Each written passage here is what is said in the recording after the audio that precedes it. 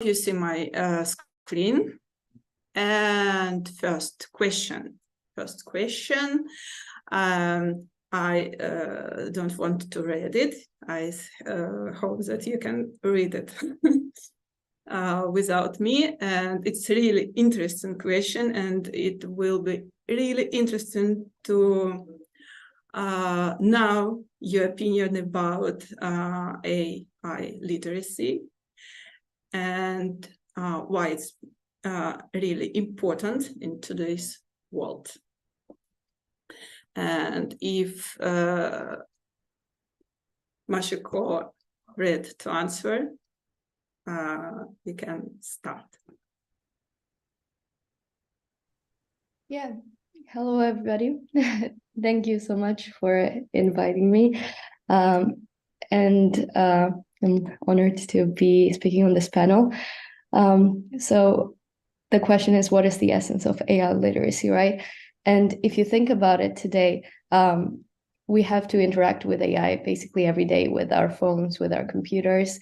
And there was a research done in 2020 basically saying that people's knowledge of AI is very limited, even though they have to interact with AI every day. And now with ChatGPT, the AI literacy becomes even more important because knowing how to leverage these tools that we have is very important in succeeding in today's workforce and in the future as well.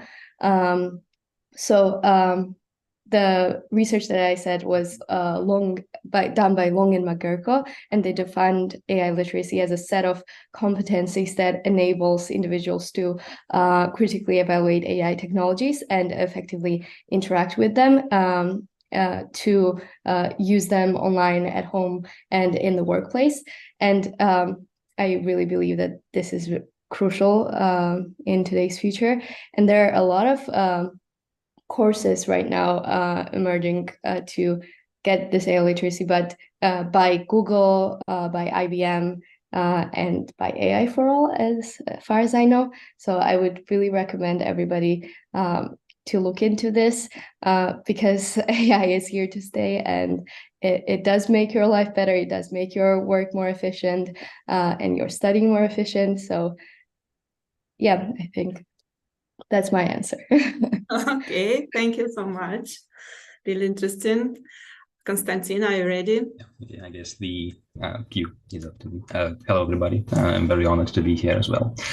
AI literacy. I believe that AI literacy is pretty much the same concept as IT literacy once was. So when we began to switch from manual stuff to IT stuff, like get information from the internet and not reading books, but rather, downloading books and so on.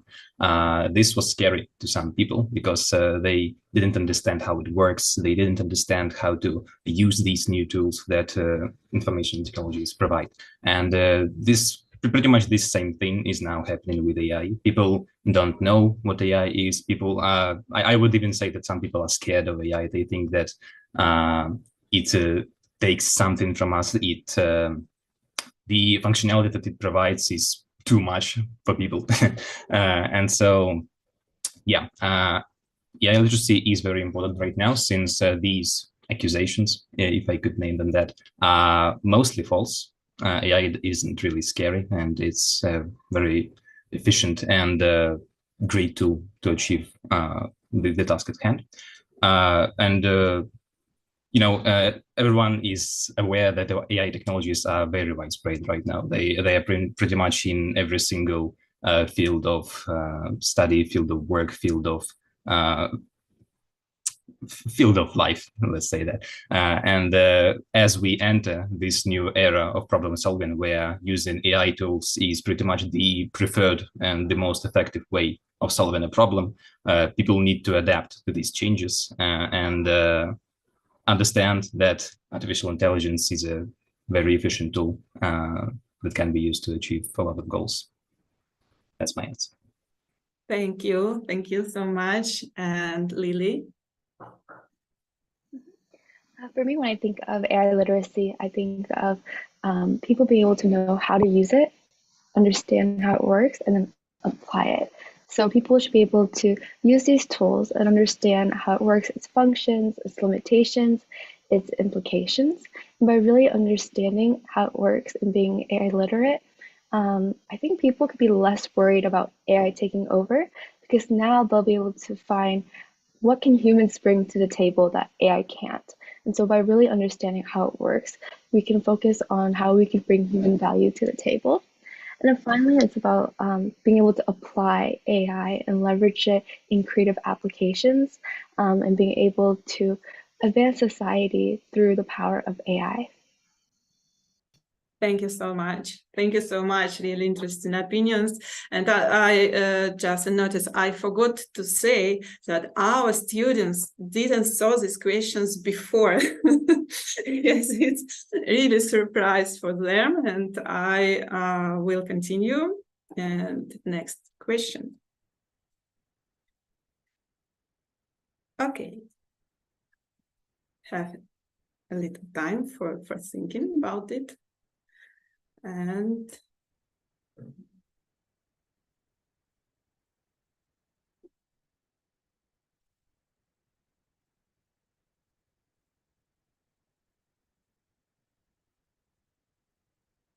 okay, Mashiko, are you ready? I guess I am. So, Okay. well, I think this question is really interesting because I think ChatGPT could be best used to improve our learning methods. And that is because our learning methods have been really inefficient so far. Well, usually we just focus on what we learn rather on how we learn. And that's why we barely remember what we learned last year or 2 years ago or in second grade. So this is like, there is a field called science of learning that examines how to learn effectively. And it includes principles like spaced repetition, which means to have this like intervals when you remember something or test yourself. And that just, these are basically principles that help you comprehend the concepts better and retain the memory better. And I think there's a little barrier to achieving them. For example, it is proven that creating flashcards and then testing yourself is efficient, right? But then this takes time. You need to not only read something, but also create flashcards, then test yourself constantly and create, like, use all the softwares. So it's a significant barrier that students are often too lazy to do, or there's too many things in their life more important, not thinking about like, will I remember this concept 10 years from now? So basically, AI and ChatGPT could be used to remove this barrier and to make implementing all of this methods easier, which basically would allow us to remember things better, comprehend things better, and kind of have this like easier way to learn better and more efficiently. Okay. Okay. Thank you. Thank you. I think it was really fun. Okay, Konstantin, you're next. Okay, I have quite a specific opinion on these topics, and not everybody agrees with it, so it will be quite interesting to share with you. So don't get me wrong, ChatGPT and other generative AI tools are very efficient tools that can help you achieve a goal very easily. However, ChatGPT and other generative tools use pretty much the same pipeline of gathering data and providing responses to you. And I personally divide this pipeline into 4 parts: finding the information, structuring it, interpreting it, and then applying it. And applying it is your part. And the thing that bothers me about generative AI is that the first 3 steps of finding, structuring, and interpreting data is completely taken over by the generative tool that you are using. So the problem with that, it's not that it's bad. It's the fact that you are not doing it when you're searching for, when you are solving the task at hand. But these skills of finding structure and interpreting information are quite important, and having them not only in the solving problem, but pretty much in any situation that you can run into in your life is quite important. And this is what bothers me. The fact that if this trend of using generative tools to solve problems at hand continues to grow as fast as it is now, people may start losing these skills of finding structure and interpreting information. I will repeat this a lot more times. So yeah, this is what bothers me. But if we ignore this for a second, then the influence is only positive. That's my opinion. Okay, it's really interesting, and I have one more question, but I maybe ask this question later because really interesting opinion, and I am not sure that I totally agree, or maybe partly. But it's agree to disagree. Yes, okay, thank you so much. And Lily. I think with ChatGPT and AI technologies, it really allows for quick feedback-based learning. So if students have questions, they can ask a million of them at once. They can ask it to be made simpler and easier to understand for them. And so they're able to break things down a lot to the level that makes sense to them, or in a manner that they can retain a lot better. I also think that with these AI technologies, it can affect students' originality in terms of their thinking. With ChatGPT, you can get like the basic answers of things, but it doesn't really allow you to go deeper and produce original thought, because ChatGPT takes information that already exists out in the world. And so I think it'll be the role of educators to really push students and encourage them to think out of the box. And that could be through like the way you assess students, like rather than just having students memorize facts and just generate output that any other AI technologies can do. We can really have students think deeper, maybe even do more discussion-based questions to help them focus more on their ability to analyze critically and think deeply about these different topics that they're learning. Okay. Thank you so much. I think it became more interesting from question to question. Okay, next question. And we will speak about ethical and social implications of using. We a little spoke about it before, but maybe you can speak more about it.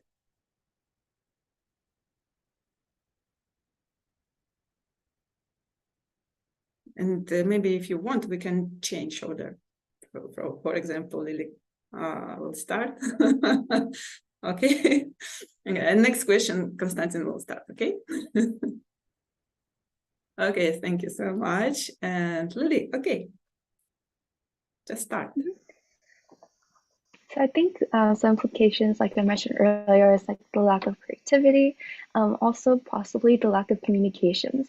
So when you can get an answer right away from ChatGPT, you're less likely to go up to your teacher or your TA to ask for help.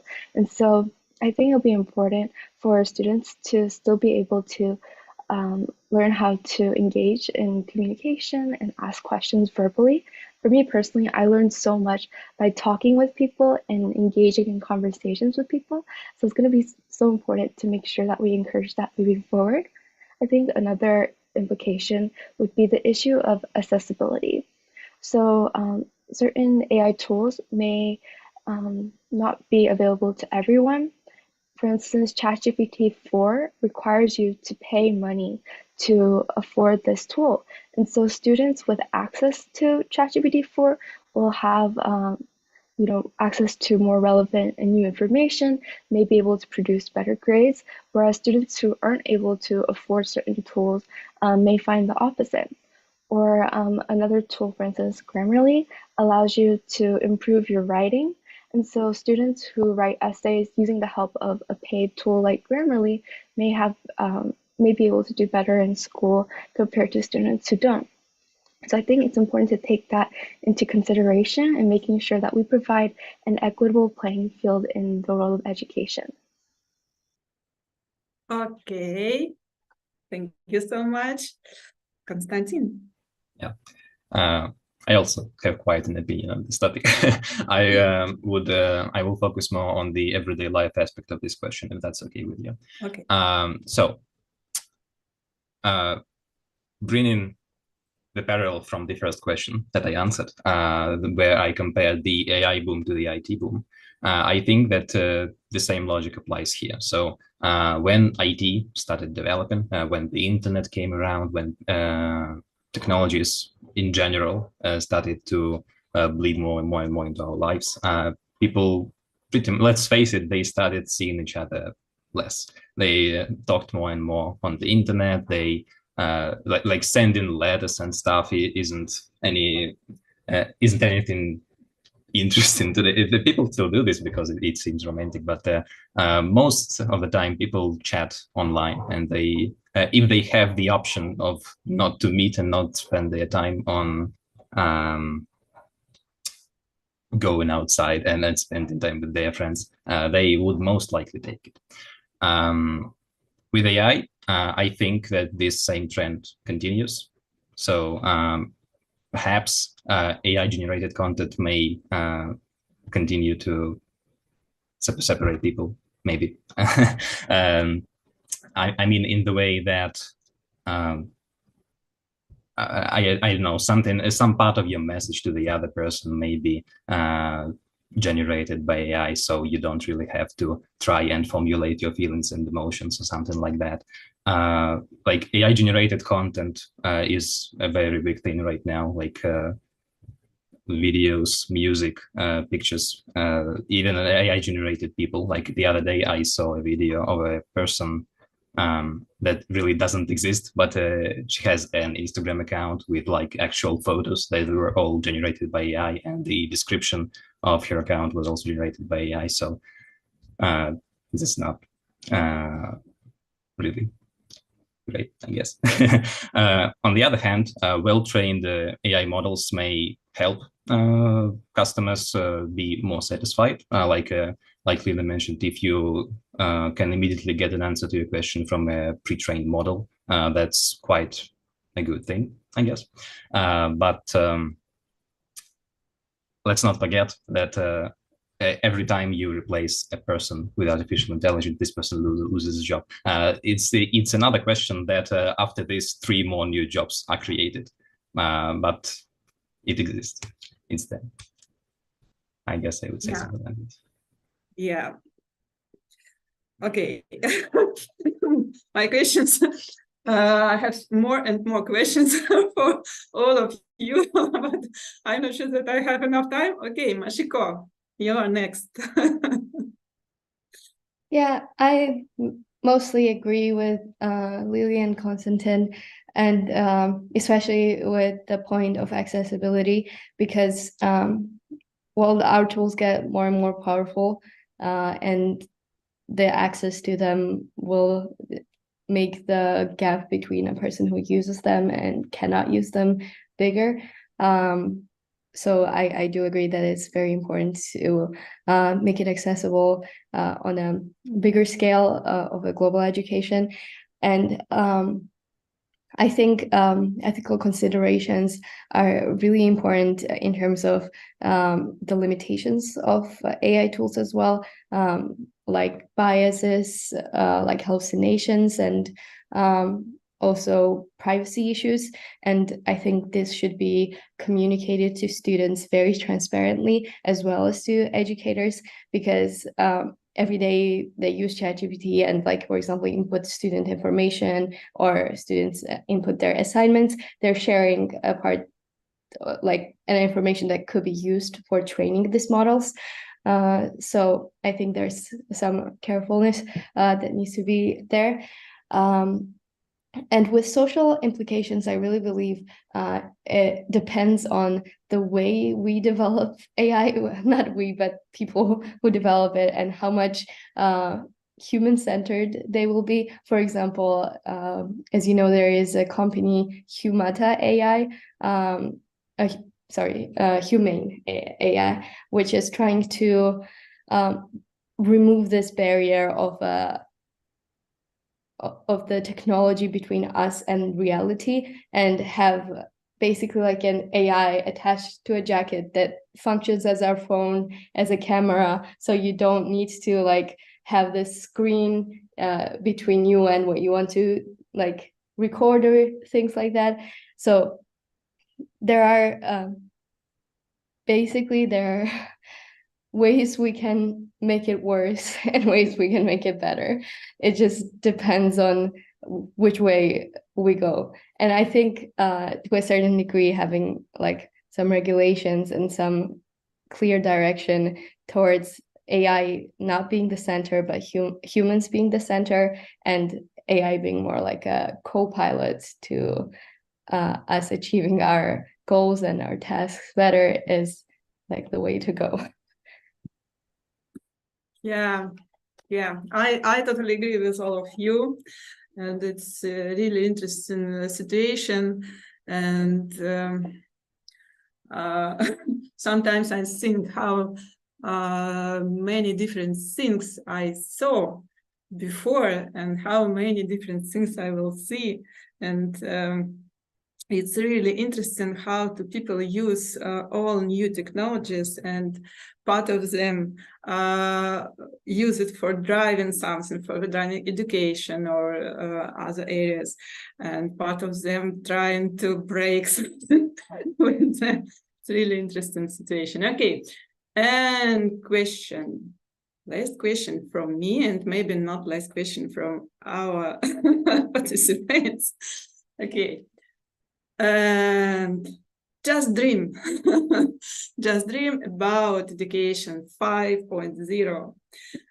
And it's really interesting to know what do you think about future, because it will be your future. It will be your life as adult people. And you will make decisions in different areas in your future jobs, projects, family, I don't know, etc. But we will speak only about education. And this education, next era of education, it's future of your future children too. And let's speak about it. And now, Konstantin first, Lily second, and Mashiko last. Okay? Yeah, okay. So I'm guessing education 5.0 refers to education where AI technologies are integrated in the education system and actively used by the teachers. If we are talking about AI education from the perspective of students, then newsflash, students already use AI. Like if I were to come to any random person in my university and ask, have you used ChatGPT once? I can guarantee you a 95% chance that he or she or they would say yes. So AI tools, generative tools are used by students, I guess, all over the world already, since it's just such a simple and effective tool of achieving the task at hand.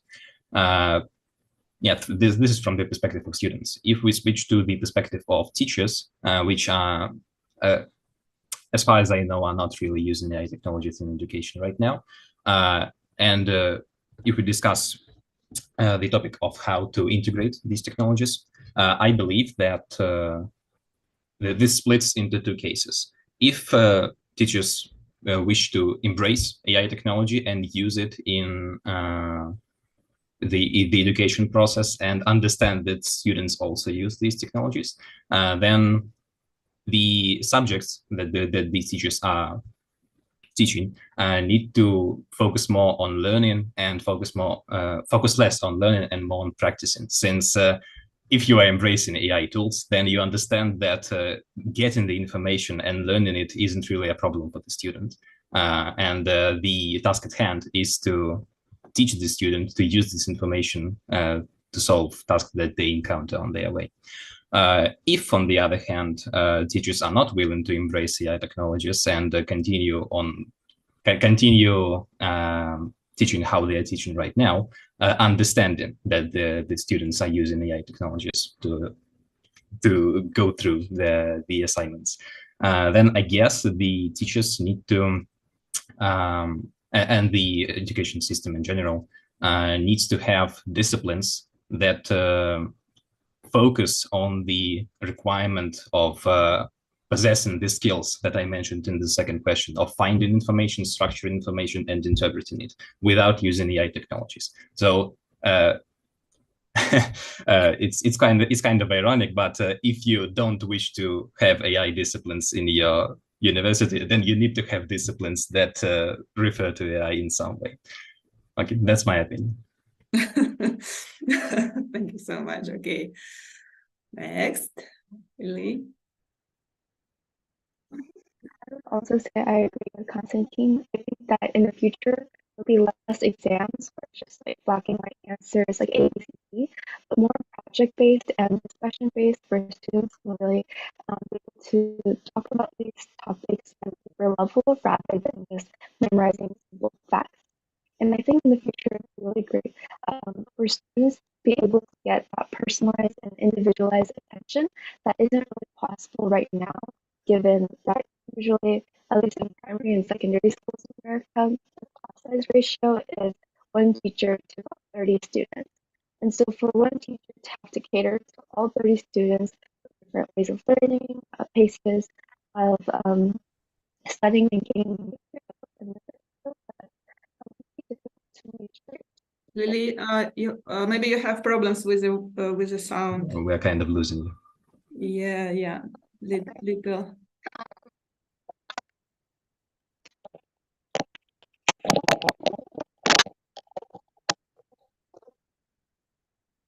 I don't listen to you.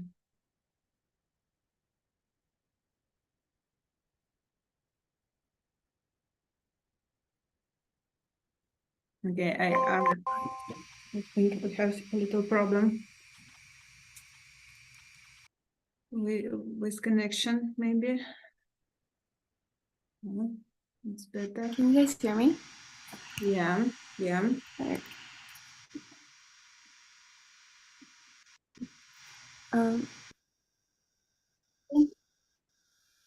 Oh, no, problem again. Okay. It's not working. Okay, maybe you can go to Mashiko first. Oh, okay, maybe Mashiko continue and Lily return to us later. Okay. Of course. Okay, so education 5.0. I think ideally what people usually imagine with AI technology integrating into school curriculum and just education systems is that learning becomes personalized. People have tasks, basically they have feedback right away. They have tasks with desirable difficulty, so it's adjusted to the level that will keep the student interested. For them, it's not too hard for them to abandon it, or not too easy for them to not be interested in it.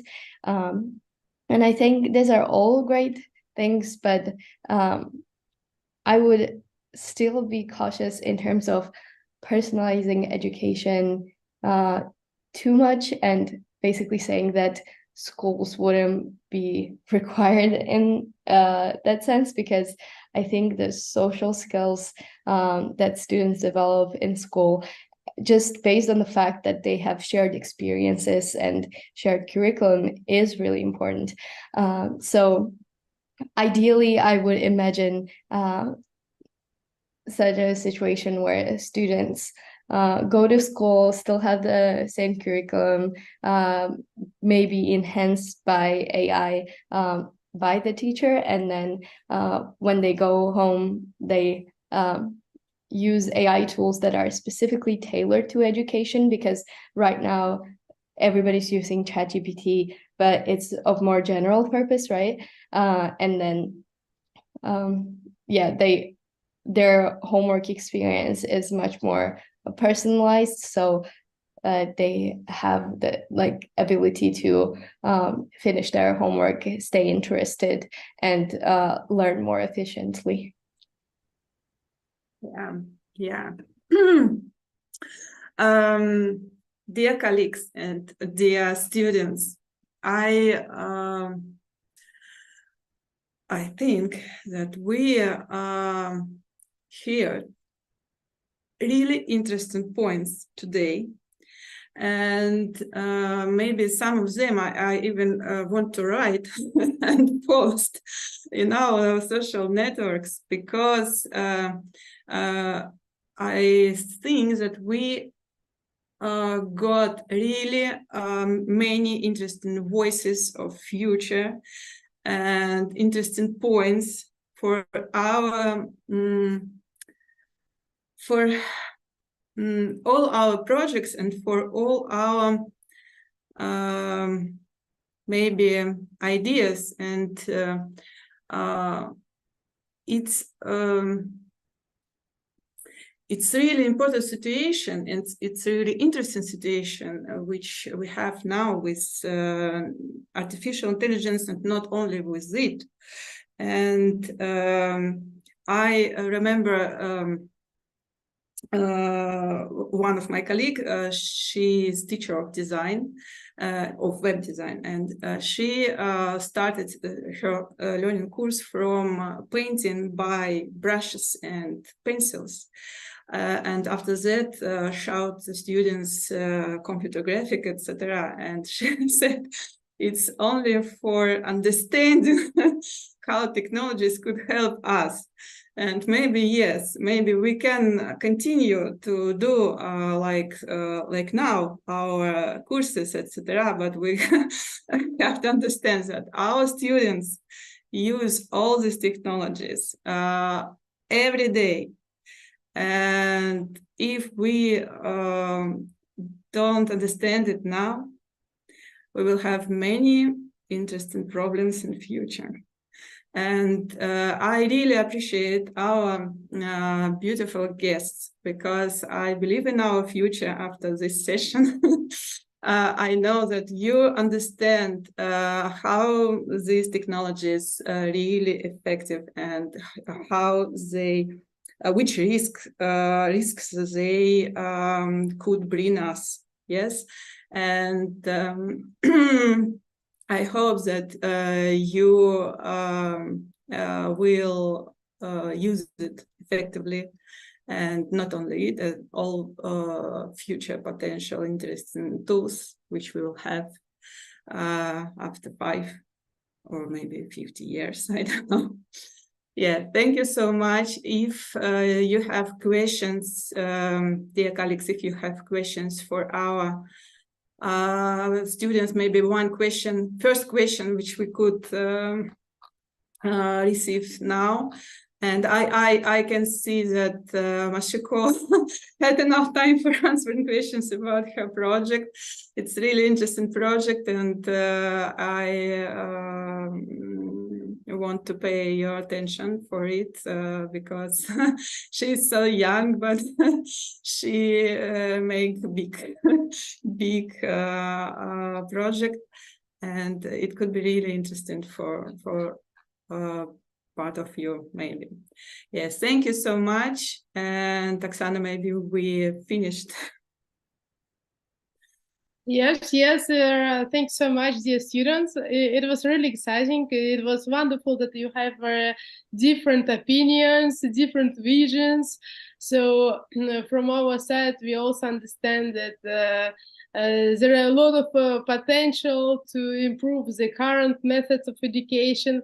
There is a lot of potential to be open. And actually, it was for me, it was very exciting that to see that for you, technologies, it's something normal. I mean, you don't separate your life from technologies; it's a part of your life, and this is the great difference between you and your professors. Because for professors, still there is a life and there is a technology. So, I mean, you gave a very good example, and I believe that in 5-10 years, we will see more and more schools where students teach each other. Actually, last week we saw such model in Paris in the L'École 42, High School 42. It's a unique school where there is no entering exams. There is no education for free. There is no professors. And all graduates get their jobs during the first year after finishing their education. So it's quite impressive. And if you will ask how is possible, how they build the educational process, I would say that it's the students who teach students, and plus they have some methodological materials. It's incredible, but it's not future, it's our time. So I believe that such kind of models, they will have a chance for the future for sure, because you see, like your vision of artificial intelligence technologies is all completely different, changing the world as well. So dear participants, if there is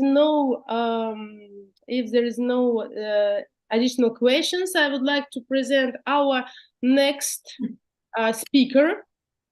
And just a second, I will open her profile. Good morning. Yes, good morning, Ali. Just a second, I will show you the impressive background of Ali. Just a second. You will see that she's a digital learning teacher and instructional coach. You see, again, interdisciplinary approach.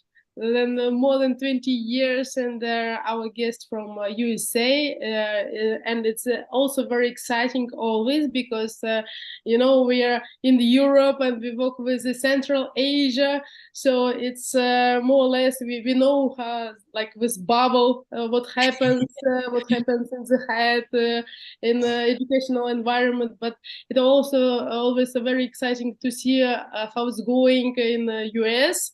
What kind of trends and what kind of challenges do you have in this sphere? So we are really excited to hear your vision, and also the influence of the artificial intelligence on the education, of course, from your point of view. Yeah. Well, thank you so much. It's really wonderful to be here, and I appreciate the invitation. I'm just going to go ahead and share my screen with you all. If Oksana, would you mind transferring over the permissions? Of course, it's done. Wonderful. Yeah. Thank you so much. We will jump right in. Excuse me. I'm really thrilled to be here with you all and to share, as you said, my vision. And it's really the vision of educators around the country and around the world that I have used to inform the presentation this morning. Well, for me this morning, for you, maybe not so much. So first of all, I just want to, as I said, make sure everybody can see my screen okay. Oksana, would you mind just letting me know that you can see me okay, my screen? Yes, everything is perfect. Perfect. Okay, thank you very much. Okay, so the topic today is the transformative potential of generative AI in education. And this is really the through line of the conference. Specifically today, what I wanted to do is just outline a couple of common questions. I'll give you a brief introduction, tell you a little bit about me. Then, as I said, we're going to look at some common questions around AI in education. We're going to talk specifically about some generative AI resources for educators. We're going to have a quick conversation about personalized learning. I loved the conversation that we just participated in, so I was glad to have that prior to my session. And then I want to give everybody a roadmap to a rollout. So I'll explain a little bit more about what that is when we get to that portion of the presentation. But just to give you a little bit of a background about me, I have been a public school teacher in the state of Massachusetts, which is on the East Coast of the United States. And the city that I'm closest to, that some of you may be familiar with, is Boston. So Boston, Massachusetts. Massachusetts is also home to many colleges and universities you may have heard of. Harvard University is right across the river in Cambridge, the Massachusetts Institute of Technology, Tufts University, and it's really a hub of hundreds of colleges in the state. So we really are experiencing a lot in terms of excitement. A lot of our institutions are rolling out programming for teachers or coursework for teachers for free that help the public school teachers align or certainly inform the public school teachers on the importance of understanding artificial intelligence and some implications for the future. So my former career is in video and television production, where I worked for an educational television station, which is the public broadcasting affiliate here in Boston. So I really took my passion for producing, and now I'm doing training, keynotes and workshops. I'm doing Zoom calls, and my primary role is as a teacher, but I did see this need to help not only the teachers in my building and in my district, but really, across the US. There was not a lot out there for educators, and I became really interested when ChatGPT was released. I could not believe what I was seeing, and I wanted to share it with everybody as soon as I possibly could. And initially, and actually, to some extent, even now, there's a little bit of hesitancy. I think we're all used to doing things the way that we do them. And, we have a lot on our plates as educators. So this is monumental. Excuse me. And, my goal is to really demystify this as much as possible for non-tech people who are not in this industry, but educators who already have a full plate and need some assistance in getting some context. So how did we get here? How did I get here? How did we get here? As I said, this is a seismic shift happening in the world, and we know AI is not new. So, just for some background, we have been using in the US AI quite a bit. These are the tools that when I do a presentation in the US, we resonate a lot with people in terms of tools that were already deeply ingrained in our daily lives. So Siri, Alexa, Google Maps, Google Translate, Grammarly, Duolingo, word prediction tools, app recommendations, etc. Everything seems to be tailored to our existence these days. So when ChatGPT and generative AI large language models came on the scene about a year ago, like I said, I was really dumbstruck. I actually couldn't sleep the first night that I saw ChatGPT and experimented with it, and then started using it in terms of, applying it to my role as a teacher. But as you know, ChatGPT became the fastest, or you may know, ChatGPT became the fastest growing application of all time. It had 100 million users within the first, I believe, 4 months. so I began doing these professional development sessions on Zoom, and brought just free sessions that I would share via social media. And people from around the world were coming on. And I was excited because the excitement was there. The excitement was palpable, and people were ready to learn and wanted to learn, even though in my small little district, we weren't quite there yet.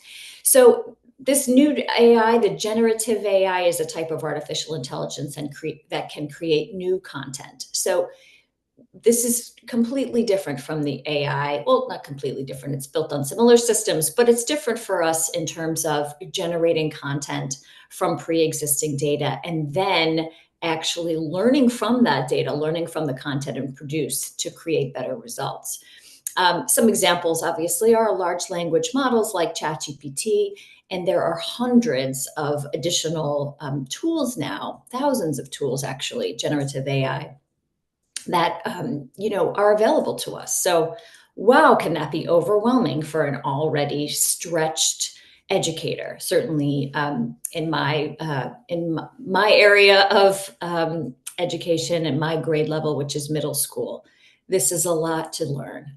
So, as I said, we have ChatGPT to 100 million users in 2 months. And I did want to just mention that I have a Facebook group for anybody. I'll share the link with you all. It's in the presentation, and I'll add it to the end. This is a really wonderful group because what people do in this group is they share ideas, they ask questions, they share resources. So if you have a specific area that you're interested in, you can search in the Facebook group to see what else has been discussed in this area. And I really think people are finding it very helpful. So I'll share that with you. And I love to hear other people's resources too. I'm constantly joining different social groups to try to get as much information around AI in education as possible. So as I've run these sessions over the past, it's been probably 8 or 9 months now, I'm generally finding some recurring questions, and I wanted to use those as the themes that we'll touch on today. So the first one is, how can AI support educators to free up time and reduce fatigue? The second one is, how can schools use AI to support student learning? And then the third is, how can schools and districts get started? There are also legitimate concerns around artificial intelligence, and I really appreciated the conversation that we just had listening to the students prior to my presentation. So although I am cognizant of the importance of these, we're not going to focus so much on these today. These really are, in my opinion, incredibly important sessions and topics. But today, we're going to put them on the shelf and think of this as an opportunity to look at some of the potential benefits. So I don't want to dismiss the recurring concerns: bias, inaccurate information, academic integrity, plagiarism, cheating, data privacy concerns, and equitable access to AI. So let's talk for a minute about how AI can support educators to free up time and reduce fatigue. First of all, I want to point out that although we're focusing on education today, AI will have implications across all industries. And the tech giants of the world have been weighing in. Bill Gates, who's the founder of Microsoft here in the US, has weighed in, and he went on a tour of OpenAI, which is the company that created ChatGPT. And he said that he was dumbstruck at what he saw. And I did want to include this quote. He said, "The development of AI is as fundamental as the creation of the microprocessor, the personal computer, the internet, and the mobile phone. It will change the way people work, learn, travel, get healthcare, and communicate with each other.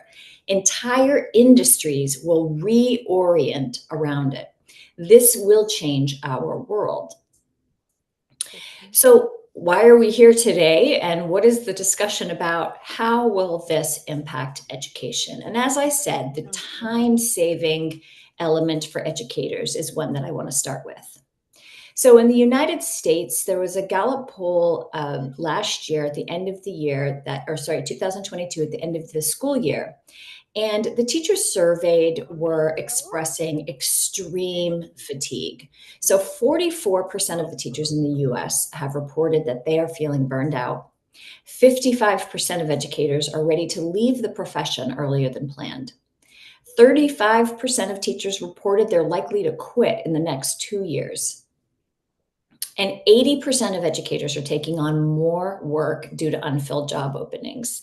This is a serious problem affecting teachers, support staff, instructional coaches, and the quality of education. And 92% of educators towards hiring more staff. So you see the need in the US certainly is there. In my school, I teach in a middle school. There are 630 children. There are about 80 or so teachers and staff. And at a point where I used to have prep time during the day to do my grading and planning and communicating with parents, because there's such a teacher shortage, I now am asked to cover classes, to step in for educators. We don't have substitute teachers. There's a substitute teacher shortage. It's really become an exhausting day, because instead of having time during the day to do the things that we need to do, we're covering for others. So how do we spend a work week, or how does a typical educator spend a work week, and how much time do we spend? So on average, teachers work about 50 hours a week here in the US. And this number can be exceptionally higher depending on what you teach. How we spend these hours breaks down like this. There was a survey done in February of 2023, and 2,000 participants responded.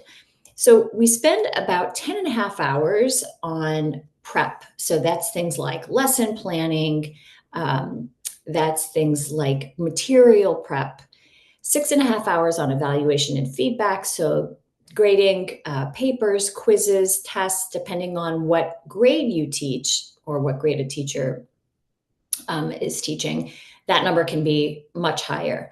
We have 3 hours of professional development, hours spent on professional development. So in my district, in my state, we create goals around our teaching and learning of our students, and then we need to present data that proves that we are meeting our goals in a timely fashion, depending on based on benchmarks that we have listed in criteria. It's quite a bit of work to create it and prove that we have data supporting our goals.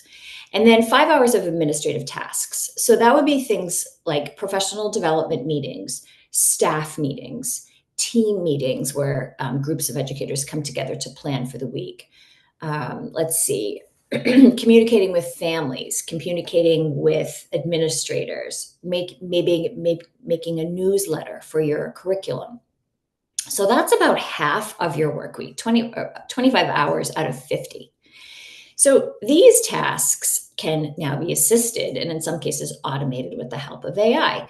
As we know, ChatGPT was sort of the one that kicked it all off. But now there are many, many tools for content creation, lesson planning, assessments, feedback, writing, organization, communication. There are hundreds, literally hundreds of options. So I always like to make a little side note, how many options are there? Because that in and of itself can be very overwhelming.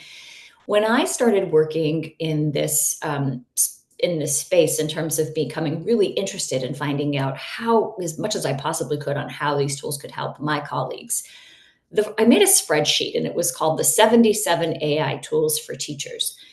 And basically it was just supposed to be an at-a-glance resource that would have the name of the tool, the price, if any, the features, and then different use cases. And a couple days after I made it and I presented it, or not presented it, shared it with some friends and some colleagues and put it on this Facebook group, I went back and I started doing a little more research. It was up to 82. A few days later, it was up to 104. This was back in March. So last week, when I kind of had to abandon this project because I couldn't keep up with it. But last week when I checked, it was 622 generative AI tools for educators. So, I mean, who can keep up with that? How would we keep up with that even if we wanted to? But I will say that there have been some tools that have really stood out. And I did add the slide here with lots of different tools. And for time purposes, we can't go in and look at all of these, but these are a wonderful list starting point for anyone who's curious about, diving into tools other than ChatGPT to see how they can help educators save time, personalize learning, and reduce that overall fatigue and burnout. Now, I will say that some of them are overlapping. There are tools that focus specifically on lesson planning, resource creation, evaluation, and feedback. However, what I'm finding is that there's a lot of overlap in some of these new tools. Elena is a tool, Magic School, Eduaid. These are tools that combine resource creation, teaching assistance, content creation, assessments really in one spot. So I'm going to just tip back to this resource list. If you're curious, and maybe you've heard of some of these, maybe you haven't, but instead of going into, the big scary World Wide Web to find some interesting tools that you would, potentially use in your practice, you could start with this list, and these are all hyperlinked in the document, so you can go right in. Most of the models, the tools that I've highlighted are free for a certain period of time. So that was a big concern because, teachers are already spending, our own money to provide resources to our children.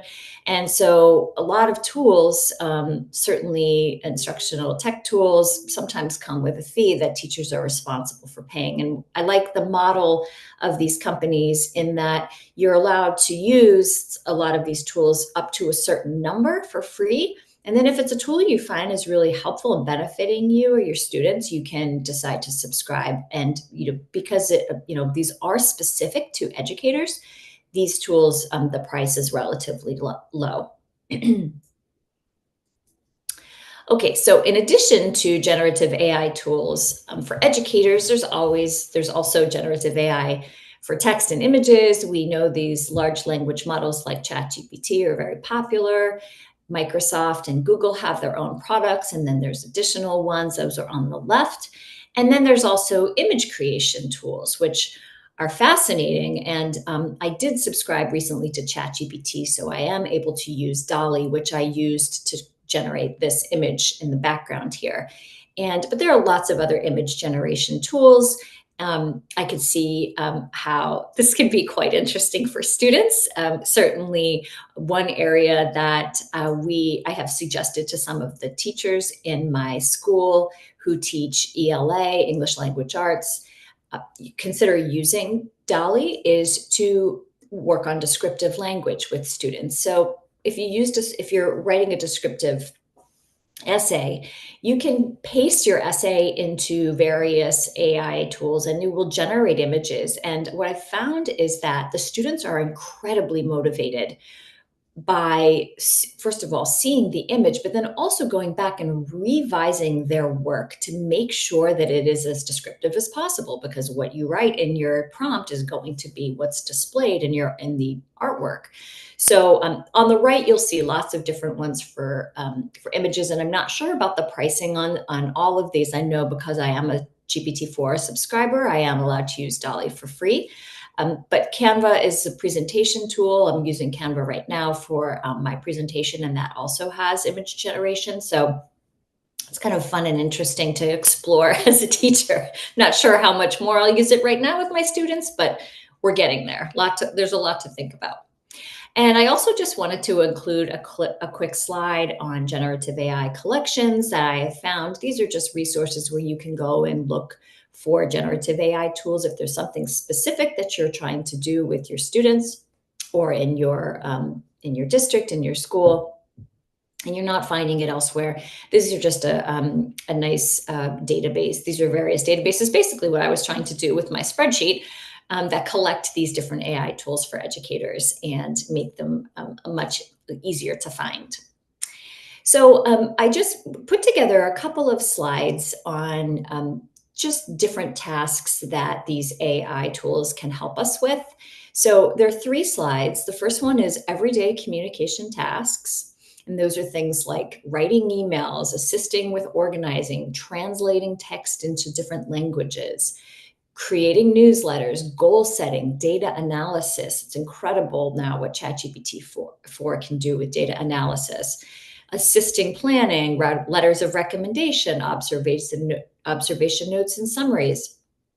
And then I also created a list for school leaders and then also for teachers. So at your leisure, you can take a look at this and see, maybe this is an idea that might be something that was beneficial for me and my role in education. I have found that sometimes they're not really sure how AI can assist them. So I just put together the school leader tasks, and then the next slide is teacher tasks. And these are just different ideas on how AI might benefit you, how generative AI might benefit you in your role. So the second question that is recurring that I've been, asked again and again is, how can schools use AI to support student learning? So this is a really big focus for us right now in, well, I shouldn't say us in the US. I can't really speak on behalf of the entire US education system. However, I can say that once the excitement has, I shouldn't say it's died down, but the excitement, we're all getting familiar now. So how can this really benefit our students? Is this just a shiny new toy, or is there something that, that's deeper here that's really going to impact us and our kids in the long run? So we talked a minute ago, and our students talked about the personalized learning and tailoring the individual experience to meet the strengths and the individual interests of the students. And that really brings them from, in a lot of cases, reluctant learners to seeing that the learning does apply to them. And there has been an incredible increase in engagement. As we know, when we personalize learning, we include real world applications. Students are engaged. They are interested. It matters to them because it applies to them. It's something that is in their world. So imagine within the same classroom, a math lesson for students who are interested in sports. Some want to become a musician. Some students love animals. Students at this age group, they have new hobbies or interests every week. So if a teacher has the ability to personalize a lesson in the moment, that again is going to increase the student engagement and student buy-in. Writing assignments, based on genre, based on hobby, based on culture.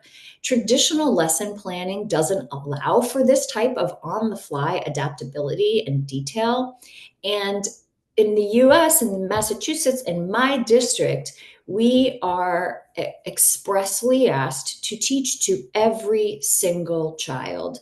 And that is, I think part of our struggle in terms of burnout and fatigue, because teaching to every single child, we have in some cases 80 to 100 children per semester, and they all have different interests and topics, and they all come from different backgrounds, and the learning styles are different, the interests are different.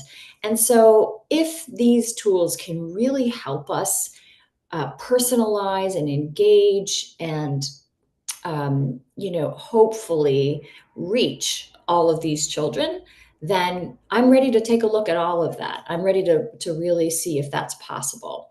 Obviously, accessibility is an issue or a concern for every teacher in every classroom. Students with neurotypical, students who need speech to text, reading aids, personalized accommodations. Accessibility is another area that AI will hopefully open the door and be able to reach more children. And then language learning and translation. Neural networks are behind many learning apps that we already use. And the real-time translation services. In my school, in my district, we have 67% of the students, English is not their first language, and I am not bilingual. So it is incredibly challenging for me in many cases to make sure that I am reaching the children with the content that I'm presenting. And I've already been using, the Google Translate and other language apps, but, artificial intelligence has also been beneficial to me, and just ChatGPT alone, to make sure that the concepts that I'm explaining in English are reaching the students in Portuguese and Spanish and Haitian Creole. And then the instant personalization and feedback. So this is time efficient. We can look at data and really determine the areas of strength and weaknesses.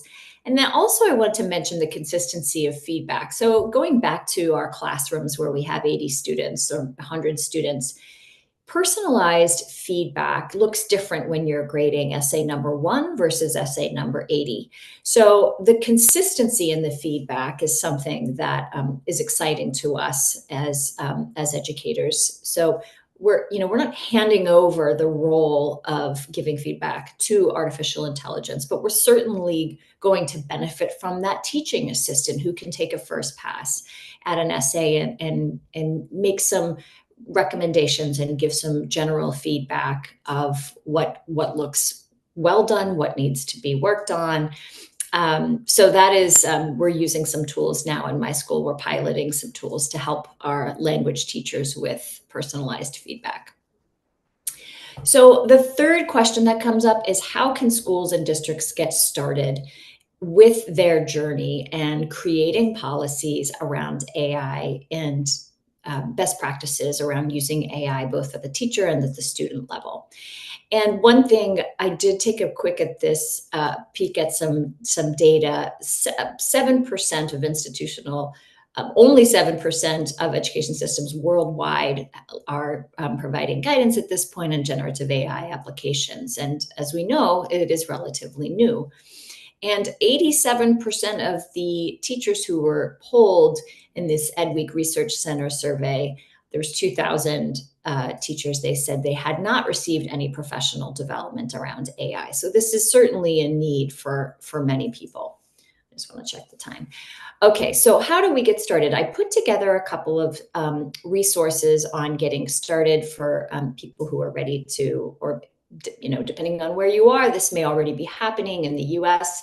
What's happening is schools are starting to create policies and guidance for students, for teachers, creating frameworks for rolling out artificial intelligence expectations. So these 3 resources were created by organizations. I think some people in this conference are creators or co-authors of some of these public documents that they've been willing to share with all of us. So the first one is just an overview of artificial intelligence strategies and successful integration in school culture. This was created by ISTE, the International Society of Technology in Education.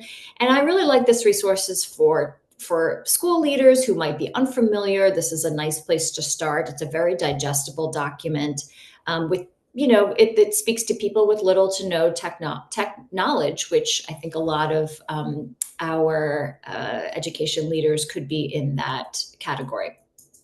And the hyperlink takes you right to the document. The second one is an 87-page editable presentation, and it was created by an organization called Teach AI, and I'm really excited about this organization. So it brought together ed tech leaders, experts, governments, educational authorities, and created this resource. It's composed of advisors from tech companies such as Code.org, ETS, ITSE, Khan Academy, and the World Economics Forum. And it is also brought in advisors from 60 plus organizations who are all committed to providing leadership and guidance and education. So this document is an editable presentation. As I said, it includes data, it includes templates that you can repurpose to share with your staff or to share with your colleagues. And again, it's very well done. And these organizations are quite reputable. So just a quick highlight of that document on the right-hand side: what is AI? What if we do nothing? risks and benefits, implementation, principles of AI in education, teaching with and about AI, data on AI, perspectives, and then ongoing support. So that's just a quick look at the menu. It's a very long document, as I said, but if you have one of these areas that you're considering focusing on in your school or district, it would be a nice place to start. And then the third resource is a framework for incorporating AI. And this was also created by the organization I just mentioned, Teach AI.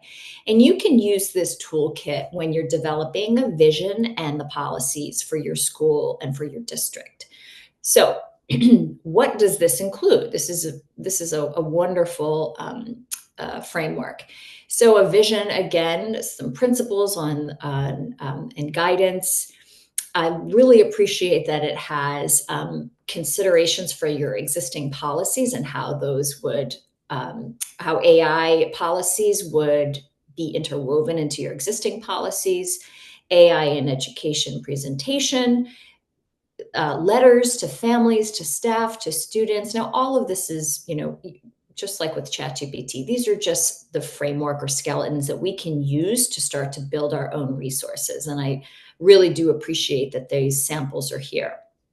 And then this link on the bottom is a mock school or district website that you can use to think about how you might present information on artificial intelligence in your own school or district. Okay, so this is, I wanted to make sure we have time. I know I'm getting close to the end of my allotted time here, but just to open it up to conversation, to any questions that anybody might have, what I'm going to do is actually, I'll just share with you the last slide and then I'll open it up for conversation and questions. And the last slide is just for you to have access to, if you'd like more information about the Facebook group, you can reach out, just click on the Facebook link, and then you can join this group. There's 37,000 people in it so far. Ideas are being shared left and right. It's global. It's really a wonderful resource. If you want to reach out to me, that's my email and my website. And again, I'm a full-time teacher, so I spend time working on this when I can. It's certainly something I'm passionate and interesting to me. But I'm always available to communicate and brainstorm and get on a Zoom call if people are curious about learning more and taking this a little bit further with your staff or your colleagues. So I added a couple of discussion questions, but these are just general questions. How has your school or district responded to Gen AI, and how have your colleagues responded to Gen AI? I'm so curious about what what the reception has been like, because it has been so mixed here in the US. So I'm just going to open it up to discussion. If anybody would like to unmute and jump in or raise your hand. I believe I do have access to call on people. So let me just make sure. Okay, let's see. Hi, in Greece. Wonderful. Okay. Oh, this is a direct message. Just wanted to say hi. So if anybody wants to add a question. Oh, no, that is hi in Greece. The discussion of implementing AI in education is only now starting. I've raised some issues with my school administrations creating an AI policy, training teachers, training students, etc. They want me to give presentations to teachers at different levels. Although I've been redesigning my teaching since last spring, thanks to your great presentation and resources, I don't feel capable of taking on such a task. Oh, good. Do you think, not good that you don't feel like taking it on, but great topic to discuss. Do you think that schools should create some sort of AI department? Ooh, yes, that would serve as a hub to help teachers, students, and everybody. What a fantastic question. If you do not have Nikos, a department in your school or in your district. In the US, I can't again speak for every district in the country, but we do have technology departments in education school systems. So if you don't have that and you are the person who's been tasked with this role, then I think a nice place to start, and you will actually, if you look at some of those resources I shared, it's a suggestion in one of some of these resources as well. A nice place to start is to collect a group of interested participants, a small cohort of if you will, of educators who can start this discussion and planning process with you. To try to tackle it alone, I think would be daunting for me as well. So stakeholders, people from either the school, other schools in your district or in your town, administrators, parents, to try to collect a group of like-minded individuals who are also curious, who you can start to build some connections with, and then use some of those templates that I shared to drive the conversation and to think about the things that you might not even be thinking about. You might, you may not have considered, certain aspects of what this looks like. So great question. Thank you for sharing that. And please reach out if you need any help with that. But again, I would certainly take a look at the ITSE documents I shared, because they are incredibly useful. One more comment. Let's see. Students learn to identify an authentic problem that would benefit from an AI solution and understand the range of possible solutions. The process of working towards that solution requires collaboration with others, design, thinking, creatively brainstorming, and possible solutions. What a wonderful comment.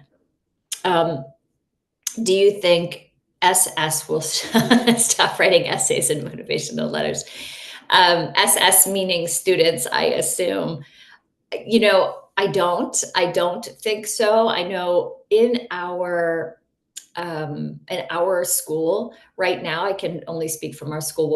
What we've discovered is that some students are attempting to use generative AI to pass off as their own work and their own learning. And very quickly, they're realizing that that's not feasible, because we have now a guideline for our teachers on how to approach that should they suspect a student has been using, it's not really considered plagiarism at this point. I guess it's generative AI plagiarism, because it is all new content. But we have a nice guideline for teachers now around questioning the student in a non-threatening way, and then also following up with the student. Does this sound like your student? Can they answer questions? Can they provide an outline? Can you see a summary of their thinking? So I don't think it's going to stop. What I think is going to happen is that there's going to be an attempt to use AI to make your life easier as a student in some cases, and then you're going to realize that the learning still has to happen. So thank you all so much. I know I am just about at my time limit here. And Oksana, I really appreciate your facilitation. If anybody wants to reach out, I will give you, I'll just put my email real quick in the chat, and feel free to reach out to me at any time. And I'm happy to talk with people offline.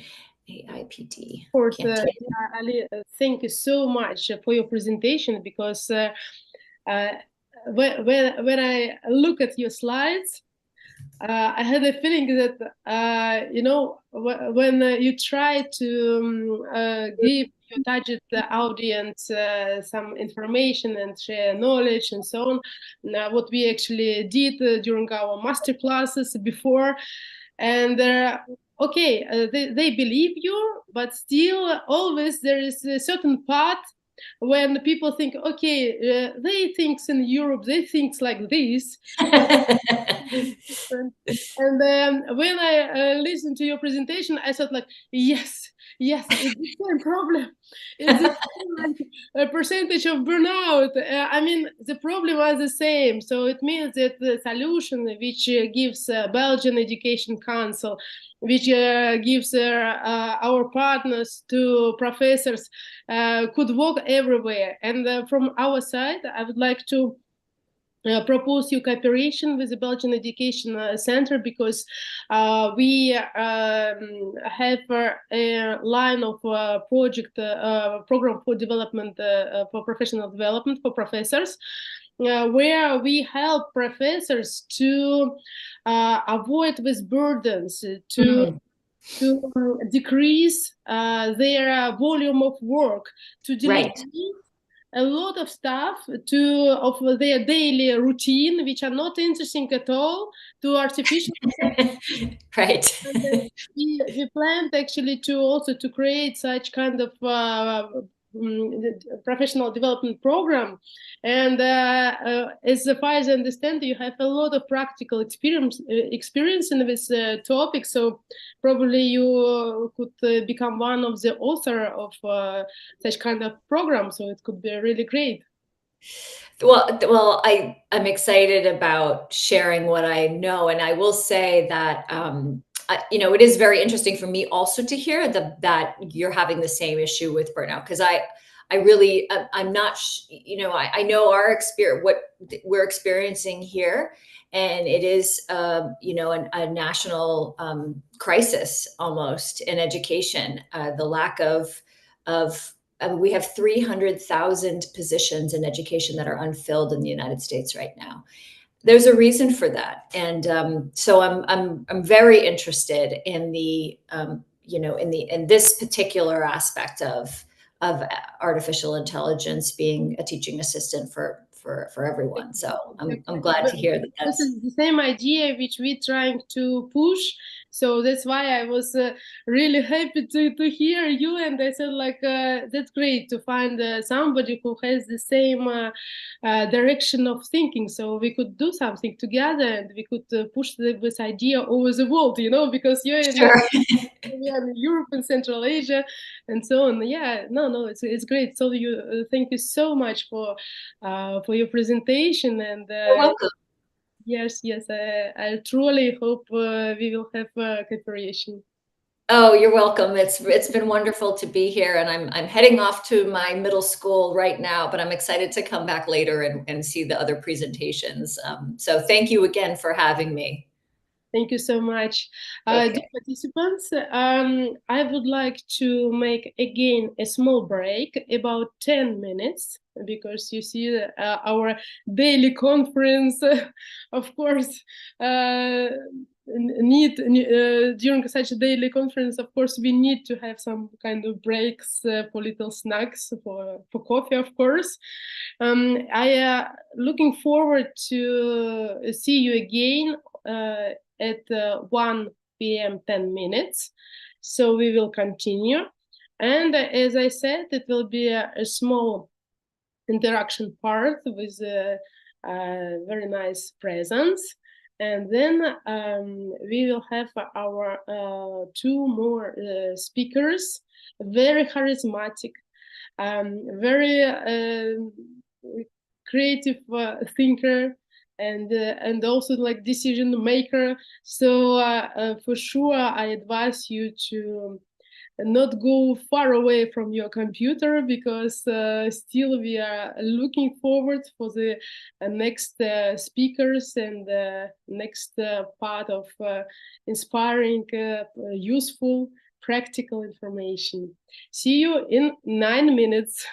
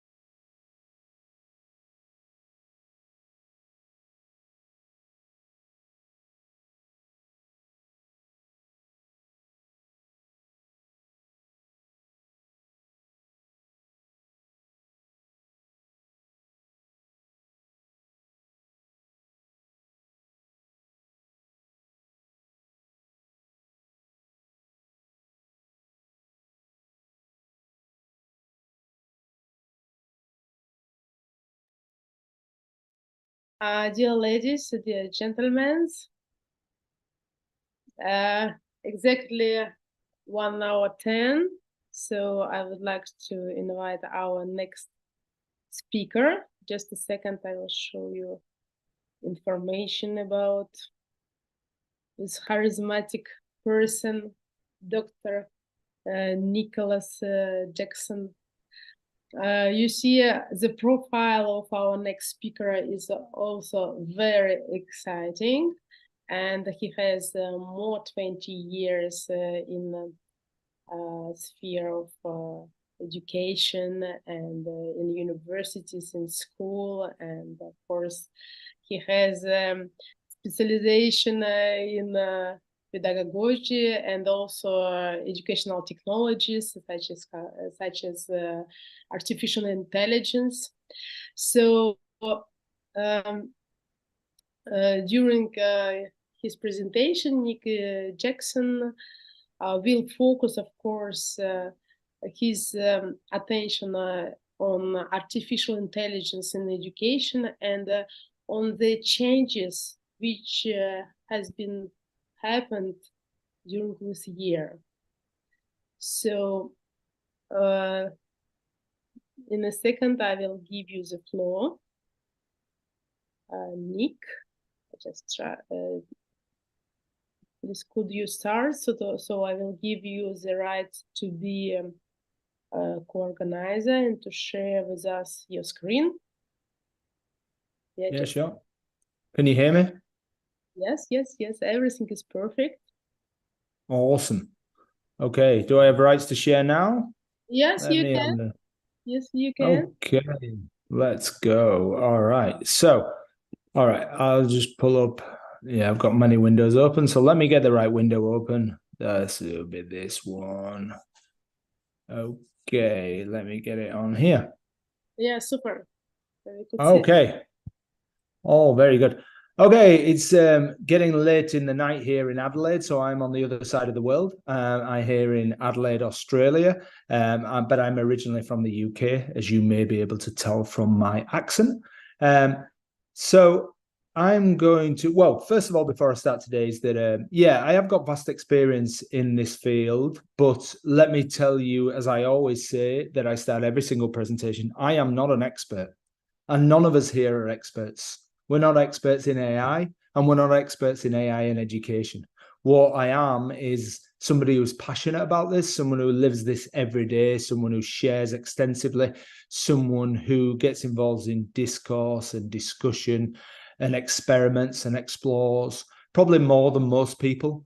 But that doesn't mean to say I'm an expert. And I think it's important that we all understand that, because this is an open sharing ecosystem, and it should be like that. And it's really important that it is like that, because if we don't appreciate the vast amount of work that a lot of educators are doing in this area and the value of the sharing that's going on, then ultimately this whole or the way this evolves and the things that are going to happen, we will have no chance of getting control of those things. So the only real chance we have of controlling what's going to happen is through openly sharing and getting involved. So I actively encourage everybody to do that who's here today, and to try and encourage other people within your schools to explore and experiment and openly share and get their own level of expertise, because that's really important, and that's worldwide.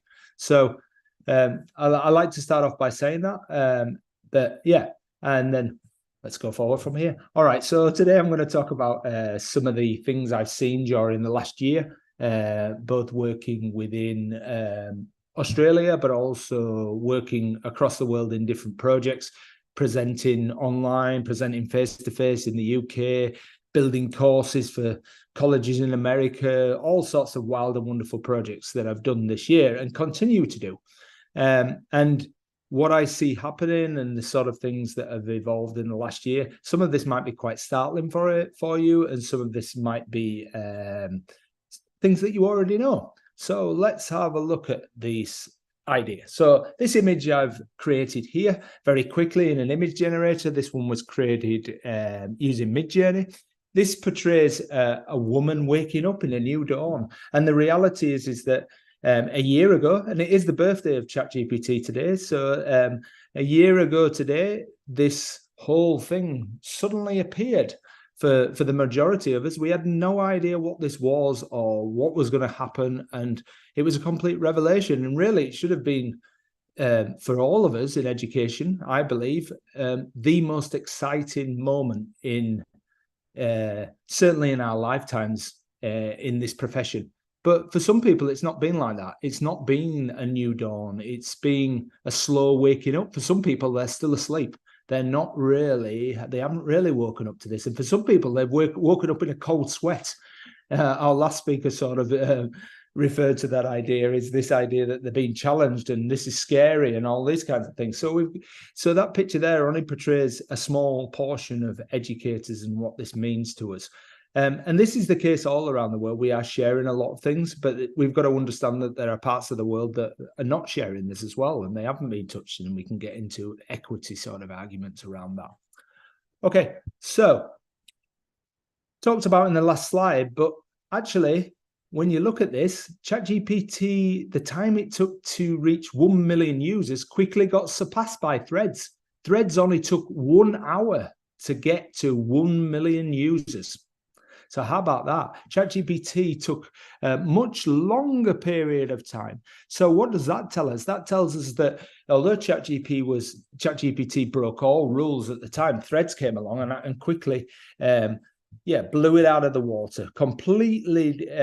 Completely new precedent in time it takes to get 1 million users. So although we're seeing ChatGPT as being this phenomenon in that respect, the reality is that it is a phenomenon that's happening within the tech industry. There's a bigger picture here.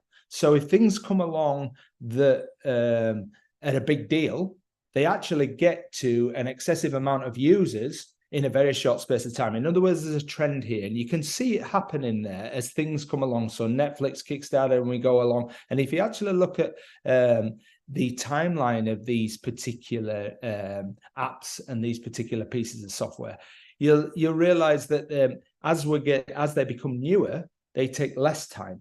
And also, if they have a social element, they take less time as well. So Netflix is not really a social element. It doesn't really have that social element to it. So really, that's going to take a longer period of time.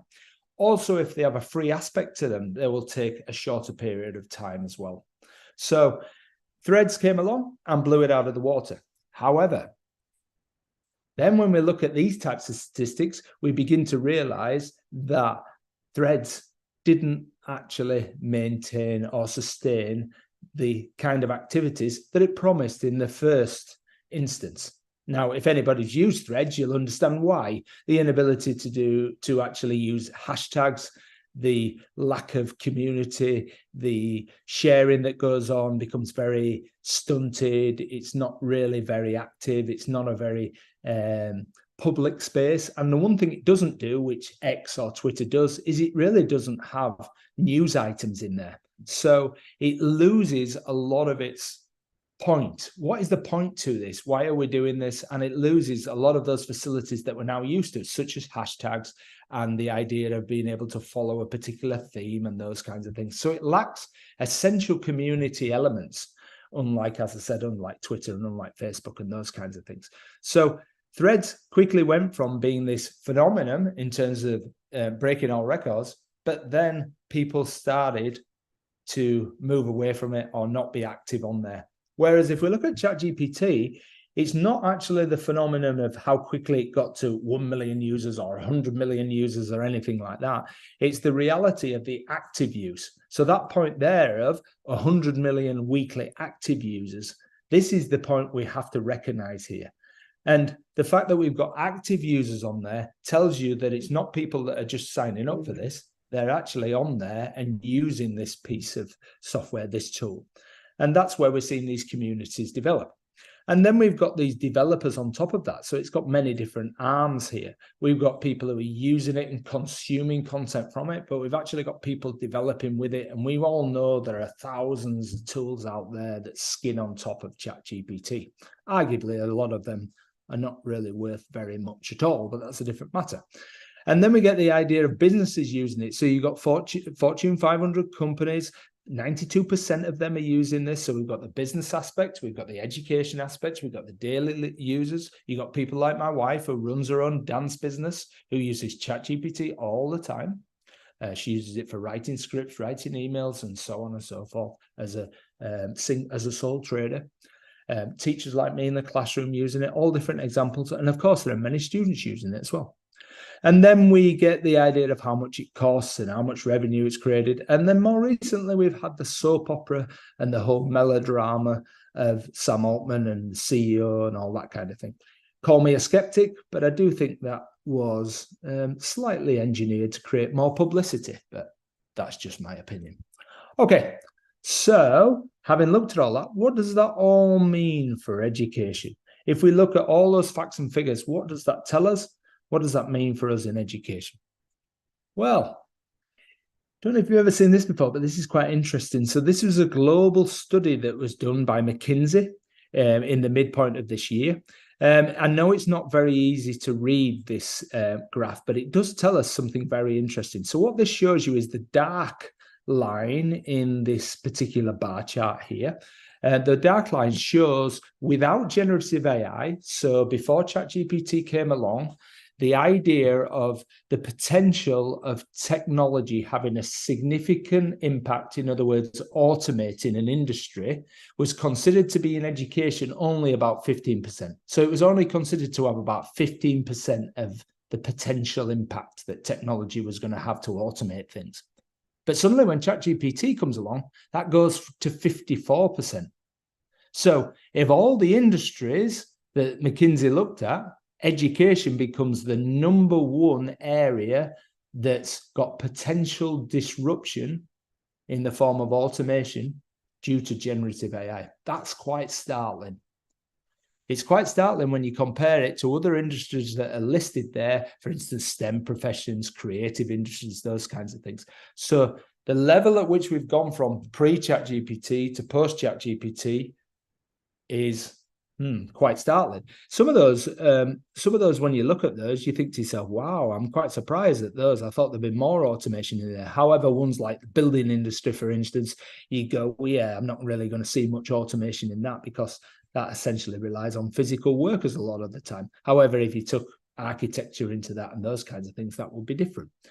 Creative arts is quite surprising in this respect. Business and legal is supposedly expected, but I would have expected education to come below business and legal, but apparently not, according to their study. So I think what that shows us is that the potential here for having automation, for having disruption, for having aspects of our whole profession to be thrown up in the air, to consider ways we can streamline the systems we work in, but also look at the practices that we have grown up with and are used to in this profession, and looking at the way things are done from a teaching and learning angle, but also from a systems angle as well. These are all ripe for change. And I do believe these changes are coming very fast.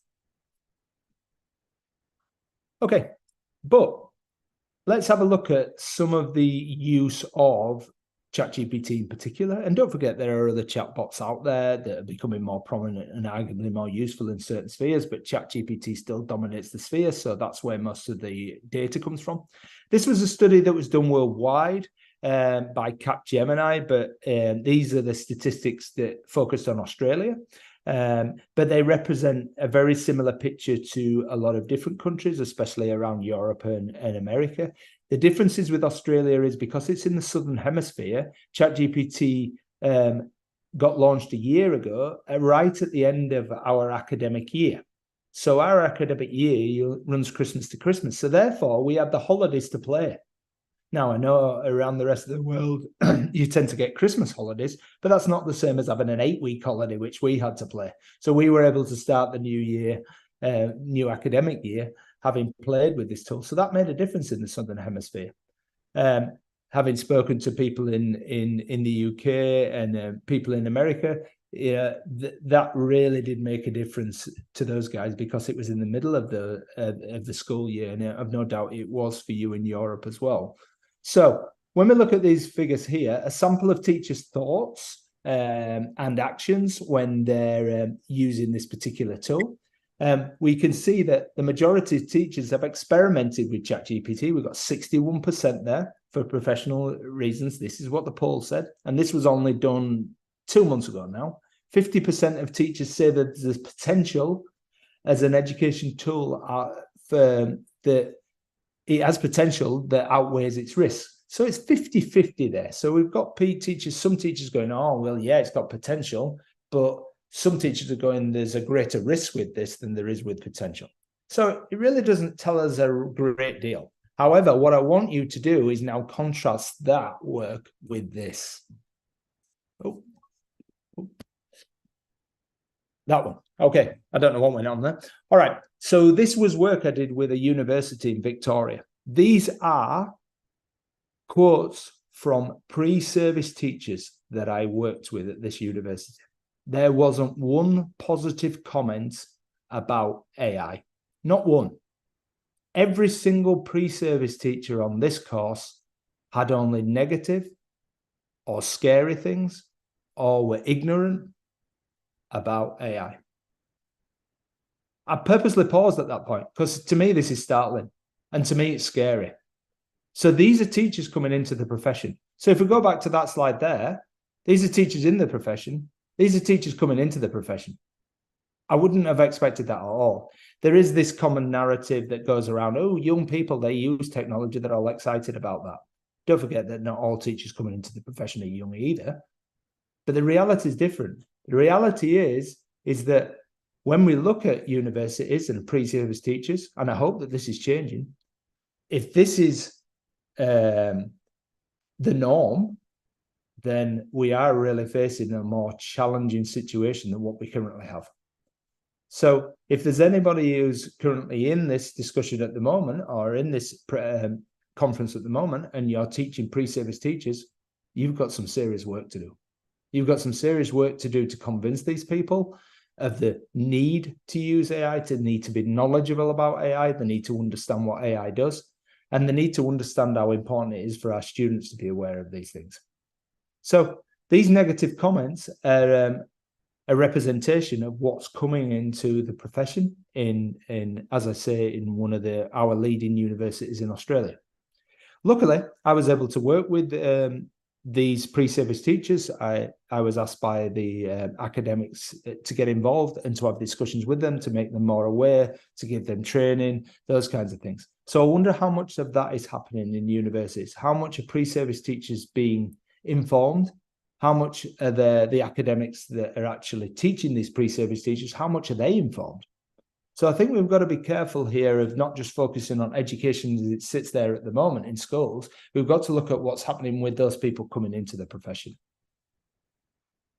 Okay, so we've talked a lot about teachers now, and I do find it quite strange that the discourse seems to be dominated with discussions about teaching, but very little about learning, except when we talk about plagiarism and we talk about assessment and those kinds of things.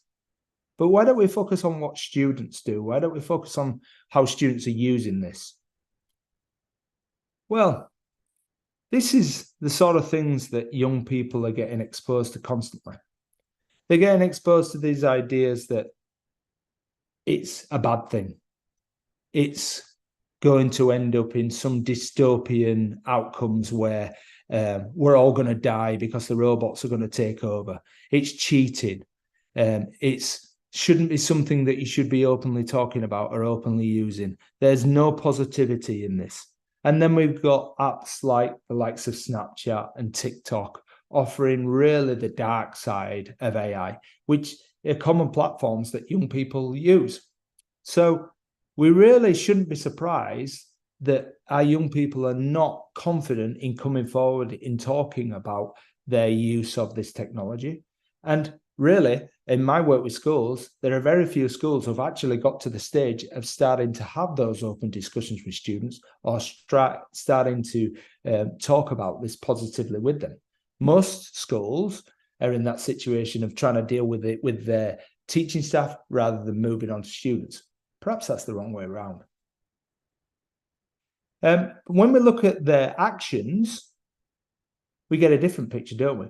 So although they are exposed to all these headlines and all this discourse around the negativity, the reality is, when we look at the percentages that come out, 67% of UK secondary school students are using AI for assignments, it says there. Survey there in Australia of 70% of them, and you could go on in all different countries. So we've got lots of use going on, but what we don't have is we don't really have many students telling you about it or talking about this, or do we have an understanding of how they're using it? Are they effective? Is it responsible? Do they understand what they're doing?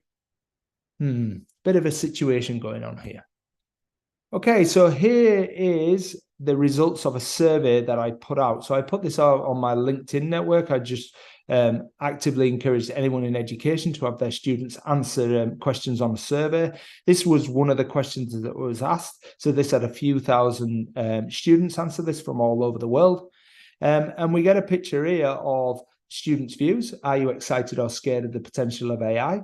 So, of course, it sits really in the middle, a lot like what we saw with teachers, really. So we get the idea of going very scary to really excited, and they sit somewhere in the middle. So there's all sorts of different views going on there that really don't give us a clear indication as to what's going on. To my mind, what it suggests is, yeah, they're quite excited in some ways, but they're quite scared in other ways. In other words, they don't really understand what to think about this. And that's not a surprise when you look at the headlines and then they see the power of the technology, but then the teachers are not talking about it or not actively encouraging them to use it in the majority of cases. There's bound to be this confusion. There's bound to be this sort of disparate viewpoint as to what's really going on here. We shouldn't really be surprised at what we're seeing here. How we're going to make them more excited about this or give them more information about this, that's the key going forward. Is that we can't have this situation where they're sitting in the middle going, I don't know whether to be excited about this or scared about this. They should be able to make informed decisions. That's where AI education is really important. Okay, so the idea here that I'm trying to get across to you is there's a lot of hidden work going on. It's essentially a dirty little secret. That's what's happening right at this moment in time with students. So it's the essence that in the majority of cases, and there are exceptions to this rule, whether it be higher education, whether it be schools, students are doing these things in a hidden sort of clandestine way. It's all black market operations and nobody's really bringing it out into the open, or very few people are. And that's not a good space to be in. What we really need to be doing is realizing that AI can emancipate learning. It can free students up to do wild and wonderful things. It can be used as a tool within a suite of tools to actually change learning, to change experiences, to engage students, to bring more equity into learning, to give students with special needs and learning difficulties more opportunities. It can bring in ideas from outside of the school and give people virtual experiences that they couldn't necessarily have. But it's also something that can unite us together as well. And we see this in the community around educators. I don't see that in a community around students at the moment. Okay, so when I go and ask our friend ChatGPT about these sorts of things, I pose these questions to it. Comes up with some pretty good, decent answers if we look at that there. So how can AI be leveraged to do things that were previously inconceivable? Well, personalized learning plans, automated content creation, language translation and tutoring, emotion recognition. I don't need to list any more of them. You can read them for yourself. But the reality is the chatbot itself is telling us some of the ways forward here. We don't have to reinvent the wheel or come up with all the ideas ourselves. It's doing some of the work for us. And it's doing a pretty good job if you look at that there, because that's some pretty good ideas as to how we can change things going forward if you have a look at that. And here's 6 to 12, some more of those. So now we've got adaptive testing, virtual reality, augmented reality, and some things like this. So we only have to press regenerate or tell me more, and it'll give you even more. yes, it will start to repeat itself and it'll get to the point of hallucinating. And some of these ideas you might go, these are actually ridiculous or rubbish, or I don't really like them. But they're ideas. They're ideas as to how AI can enhance education. So anybody who's not convinced by them, by the idea that AI can have an influence in improving education going forward, just stick the ideas into ChatGPT and see what it comes up with. So where are we at the moment then? The reality is, unfortunately, this is what's still dominating the discourse. And I hate to say it, a year on, we are still faced with the biggest discussion point is plagiarism. And it really should not be. We have to stop talking about plagiarism and we have to stop using this tool.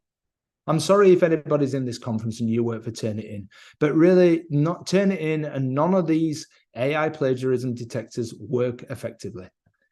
To me, this is like smoking.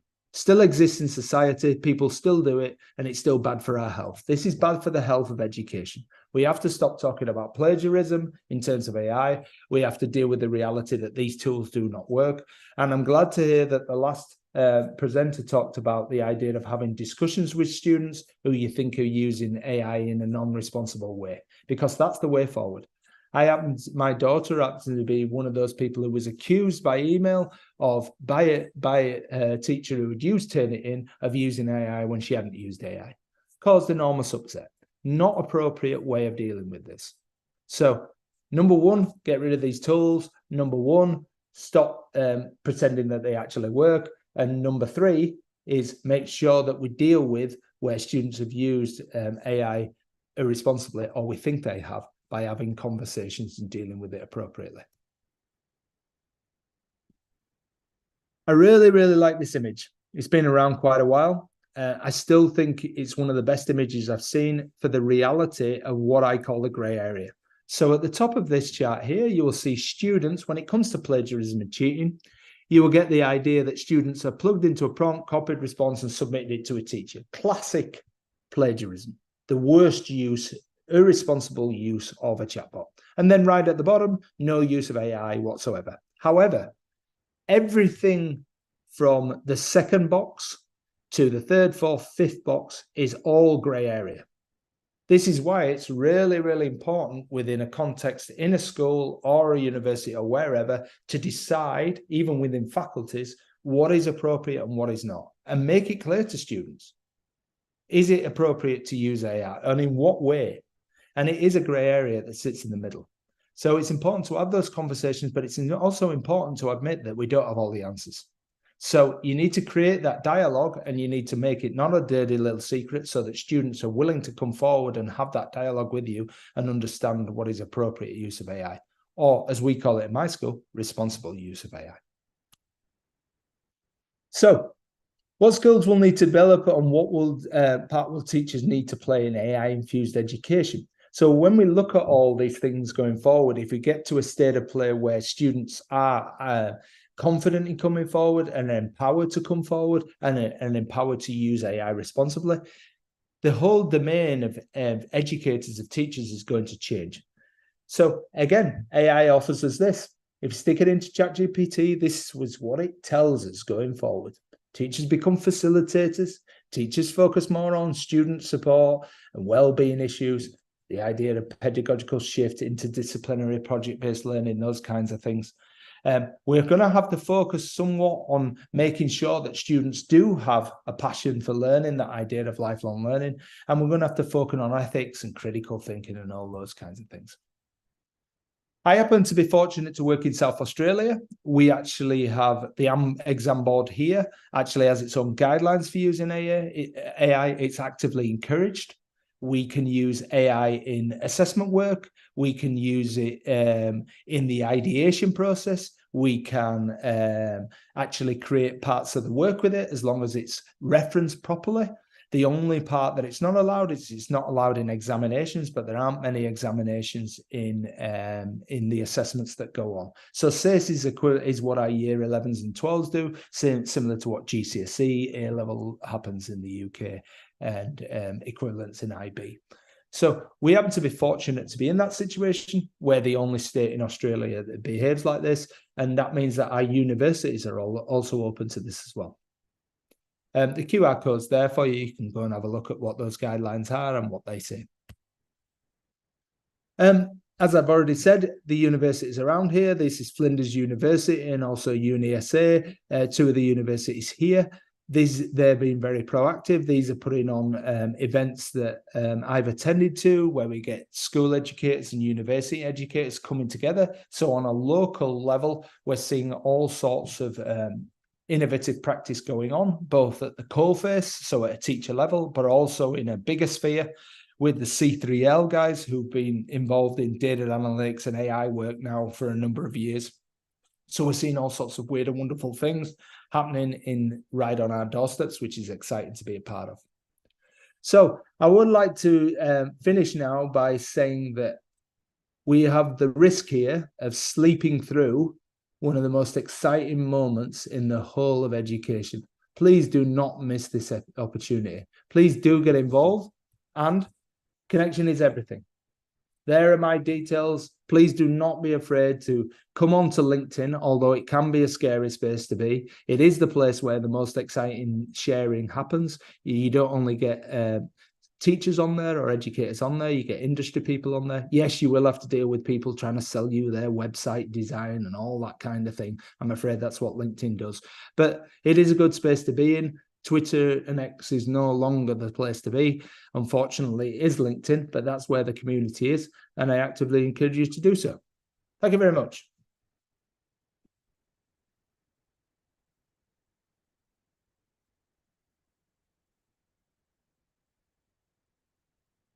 Оксана, микрофон. Да, Оксана, вас не слышно. I said, like, after the speech of Nick, I would say that to everybody, please wake up. Actually, thank you for your presentation, because you show us the global view, what is happening now, how the academic society is moving, and as far as I understand, it's approximately the same dynamic in most part of the world. So I love the last picture where the couple is sleeping. And actually, our conference is also one of the attempt to wake up people, because on our view that the majority of academic world try not to really focus attention that there is such a huge change which will touch every educator in the nearest 1 or 2 years. So in this case, of course, I thank you to you so much that you help us to confirm this idea, and to give us also some proofs that we have to move and we have to connect, and of course we have to understand how to deal with it and to use it as soon as possible. So let's look if there is questions to you. Just a second. Do you see? Yes, we have one question.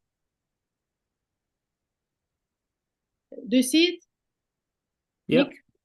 Yeah, so I can see. So the first question regarding, don't you think there should be fundamental changes to the curricula we teach?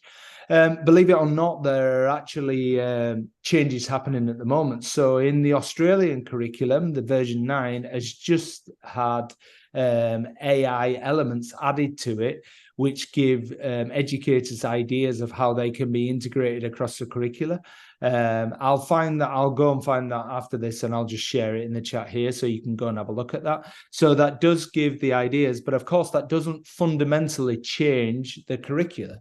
So there still needs to be a lot more changes. To me, one of the best curriculum frameworks that's out there is actually the World Economic Forum curricula, which puts critical thinking really high, or the highest at the highest level, but also puts creative thinking high as well.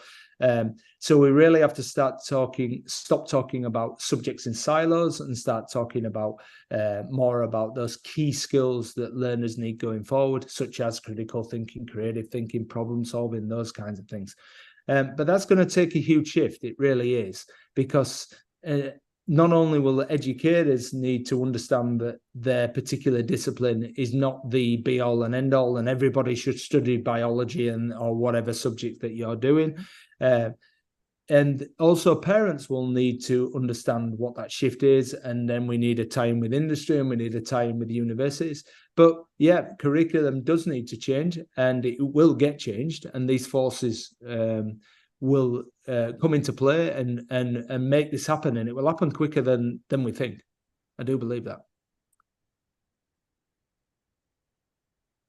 Okay, so second question, how do you think we can strike a balance between using AI and maintaining effective teaching methods in education? Well, I'm not sure what effective teaching methods in education are, but striking a balance really comes down to understanding that AI is not the be-all and end-all. It's just a tool, and it should be used as such. So I get really tired of seeing those people who share things who tell you that, oh, you should just use AI and nothing else, and that it's going to solve all your problems. No, that's not what it's there for.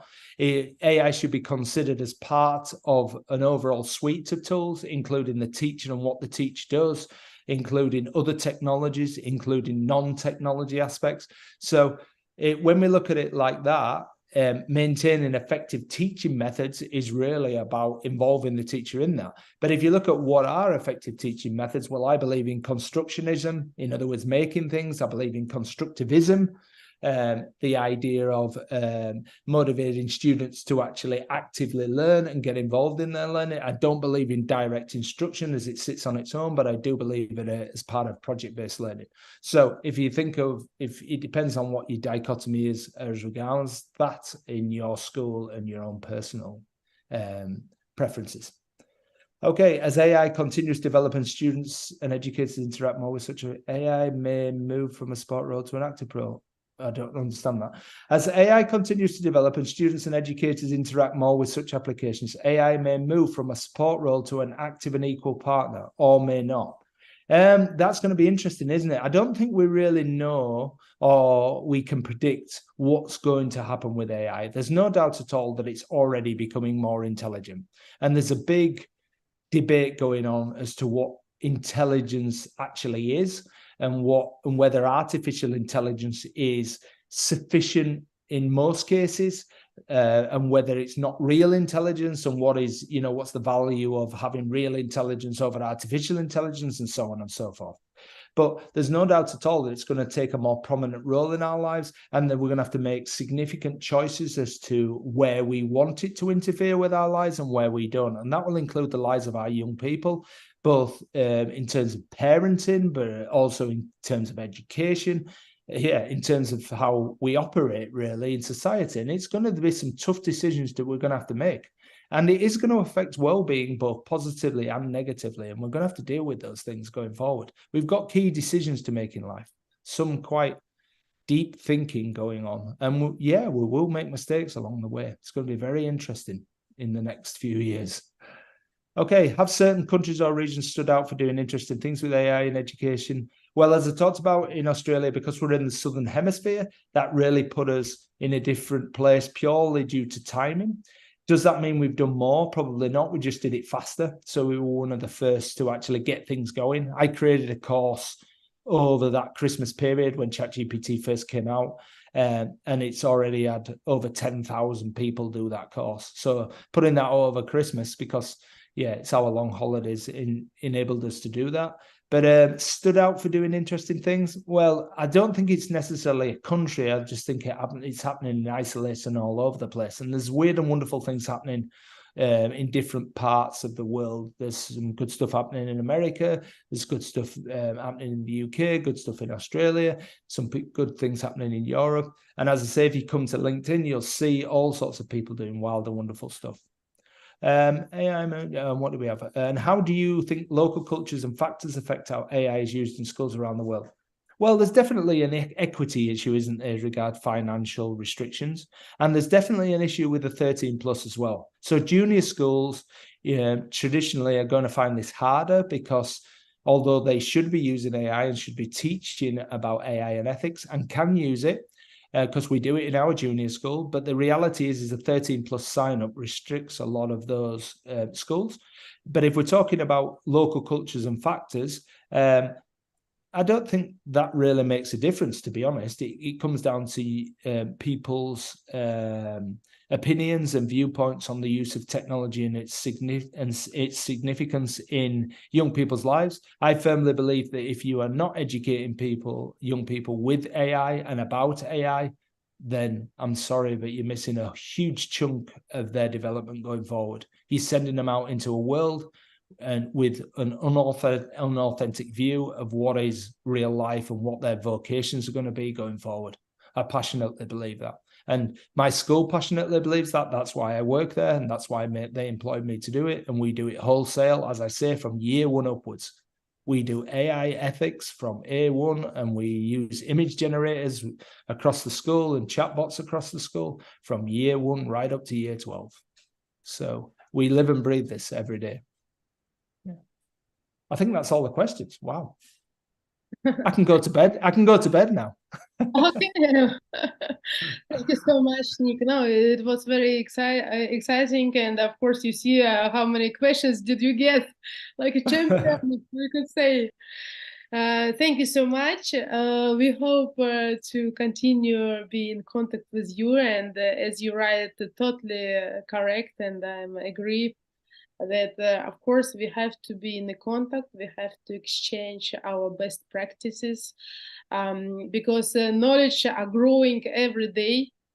And of course I'm happy that we knew today about the community in Facebook. We will join it, and of course let's make some kind of maybe panels also like a part of this conference, and let's continue, because I'm sure that in half of the year it will be much more exciting stuff which we could share with us. And from our side, we will be happy to share with you our case study, because we work a lot with the professors from 5-6 countries, and we could show you how we deal and what works, what does not work, what our professors don't want to do with artificial intelligence. And from your side, it also could be very interesting just to compare, to get some kind of secrets of efficiency. And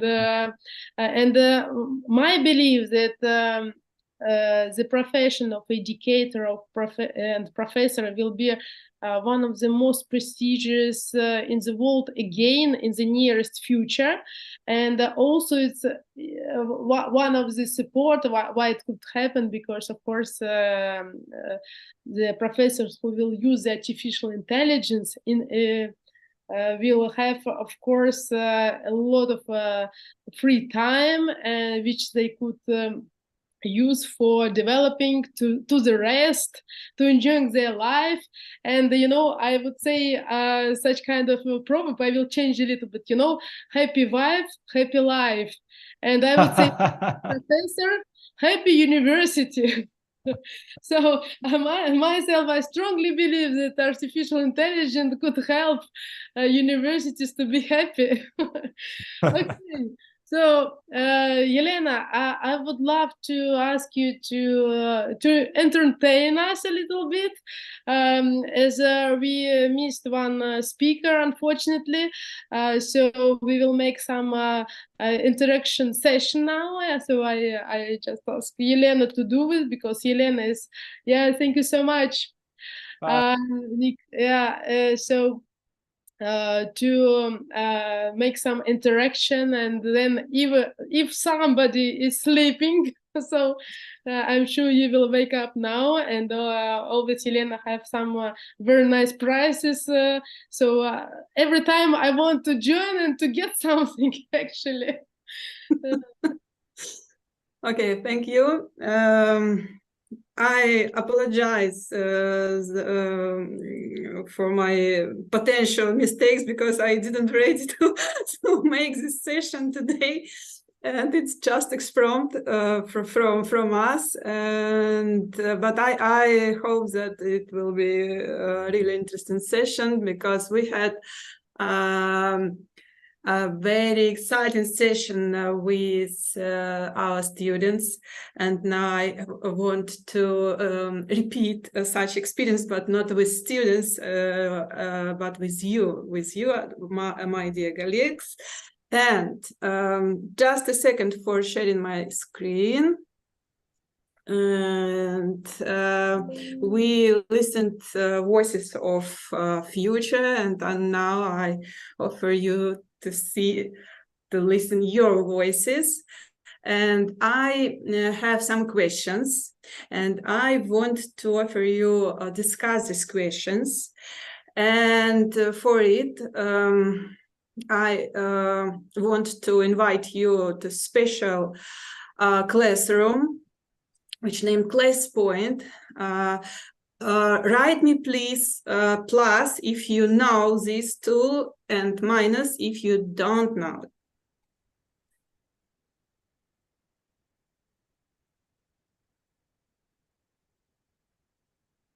Okay. Okay, yes. Yes, our old partners know this tool, but we have new guests. Okay, I will tell you a little about this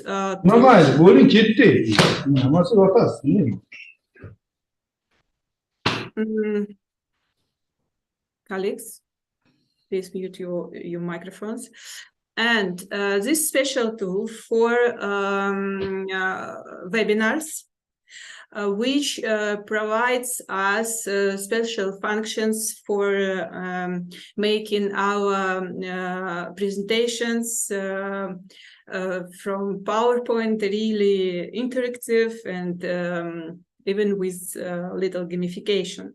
And now I invite you, you can see the instruction how to do it. Our moderators wrote a special message in chat now, and you can copy paste the link from this message, or maybe just type it in your browser. And we stay in Zoom. You can hear me. And I will offer you to write answers for my questions, and I will get your special stars, and it could help you to get a special license. It's a special app. I can show you for you. I guess you can use it with PowerPoint and like add-ons. Yes, I have two add-ons now: iSpring Suite and Inkno Class Point. It's a special tool for adding on slides of your presentation different types of questions, and we will try it today. Yes, I see that 7 of you in our Class Point now. I give you 1 minute more. And I ask you to write name and surname, your name and surname, not initials, because it will help us to find our winner and send the license of Class Point for 3 months to email. Okay. 7. 7 brave people. Only 7 from more than 40.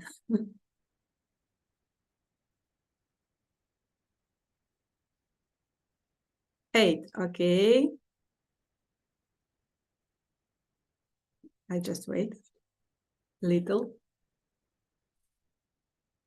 9.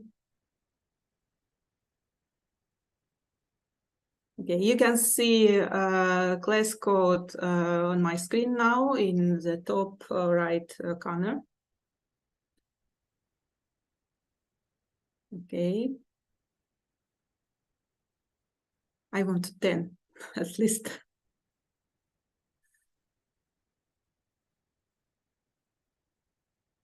Okay. I hope that some of you maybe join to us later, and just continue. So 10. Okay, thank you so much, dear colleagues, and we will start. You can see the question. It's one of questions of our speakers. 11. Beautiful. And now I will start. I will press button, short answer, and you will see in your classroom, in class point, you will see special field for writing your answers. And you will have 3 minutes to write these answers. And after that, we will see these answers and discuss them. And it's a chance for all of you to receive stars, special stars, our points. And I just ask you, write only in class point, not in chat in Zoom, okay? Only class point, because I can give you stars only in class point. So first question, I don't want to read this question. I'm sure that you can do it yourself, and I just start to collect your answers. Let's go. 3 minutes for thinking, for writing, and sending this question, this answer to us. Yes.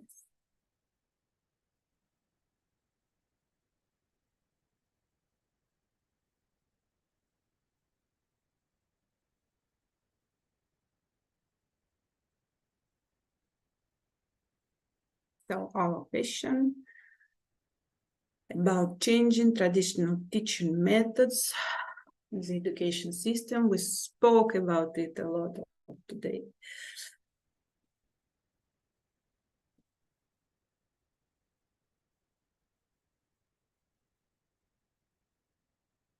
Don't write your answers on the table on my screen. You have to write it in special field in class point. Just go to the tab of your browser with class point and write. Or you can use smartphone for doing that. Yes, I see one answer. Okay. 1 minute and 30 seconds. Can I write in English or Russia? Because my language only Russia. Impossible change in English. Okay, you can write in Russian, and I will try to translate in English for our foreign participants, for English speaking.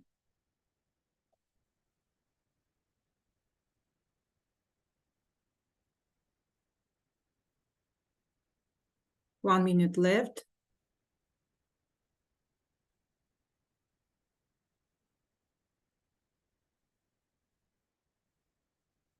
Two answers.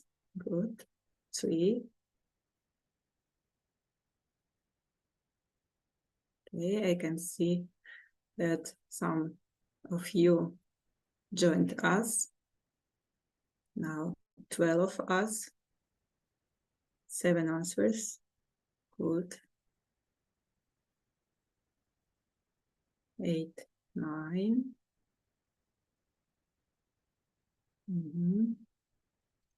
20 seconds left.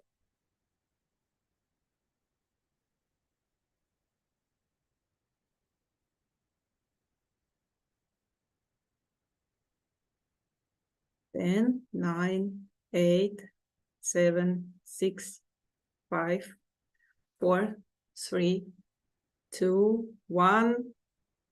Okay, thank you so much. And just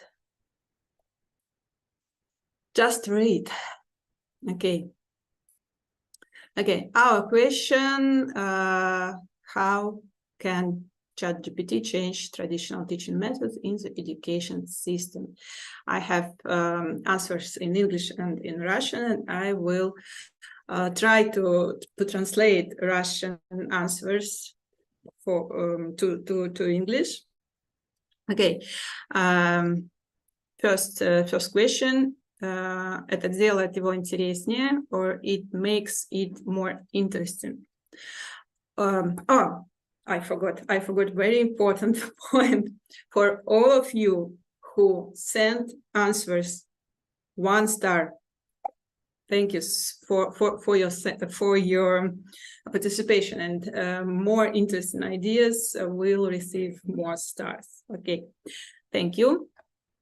It can bring new opportunities to education, like unusual ideas, new way of thinking, new approaches.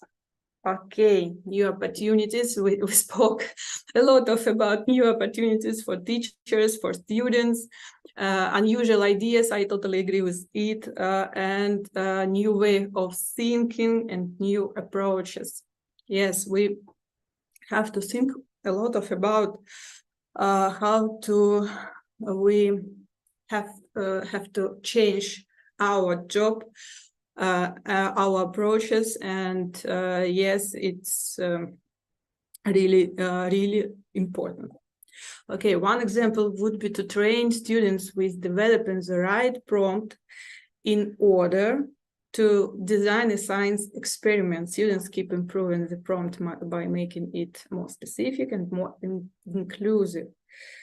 In the end, they can compare their designs, and the teacher will discuss the pros and cons of each design. Yes, Nikos is very active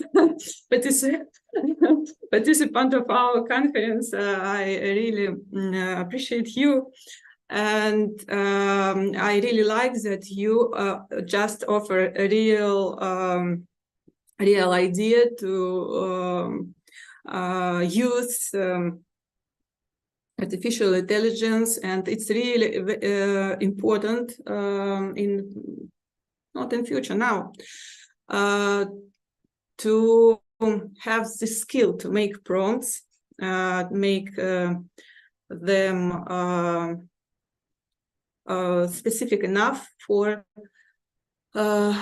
getting results. Yes, and thank you, Nikos. There will be more interactive technologies. Yes, of course, Olga, thank you. And students and teacher can get answers for their questions immediately and different creative ideas for their task. Yes, of course, we spoke about it, about time for making our decisions, for searching solutions. Yes, and more creative ideas and more quickly results. Yes, of course.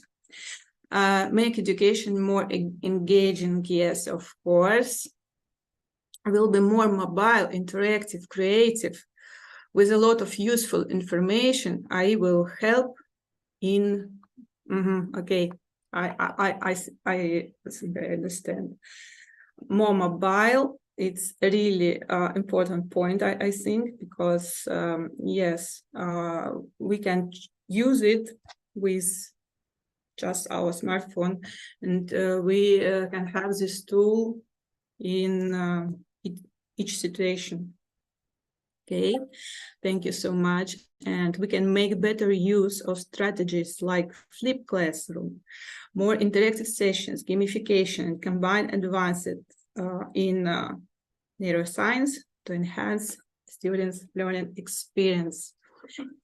Yes, I totally agree with it. But it's interesting. I have had many experiments with ChatGPT, for example, and gamification for learning, because it's my topic, one of my topics, gamification in education.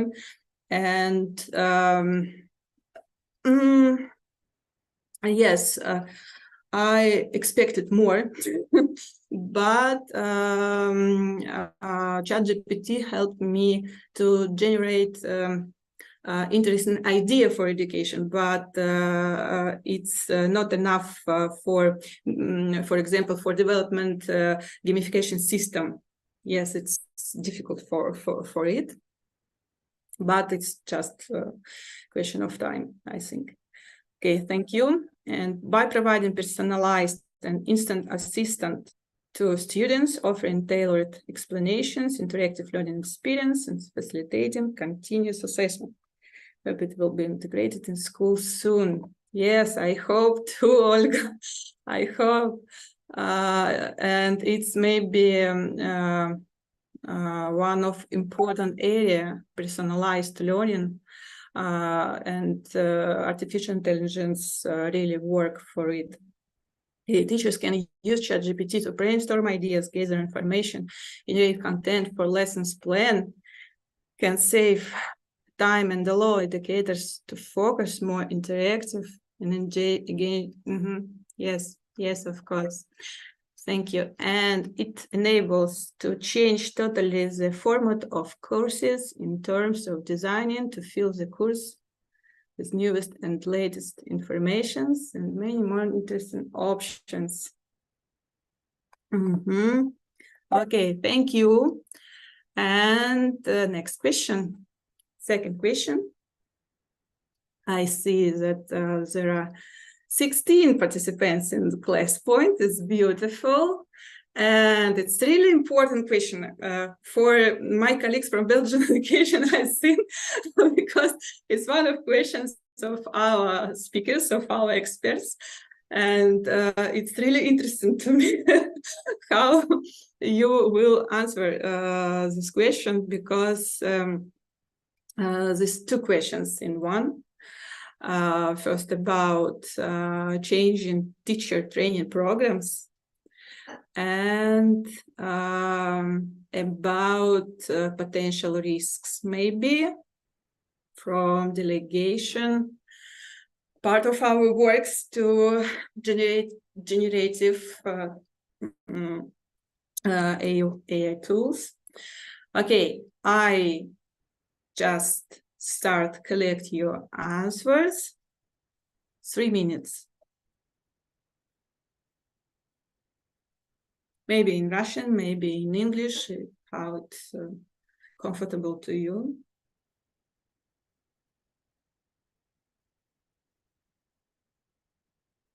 Yes, and I will track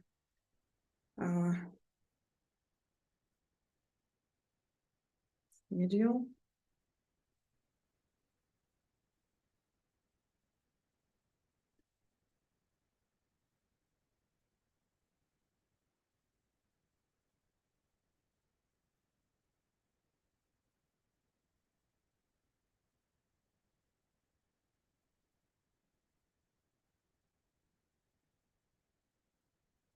Okay.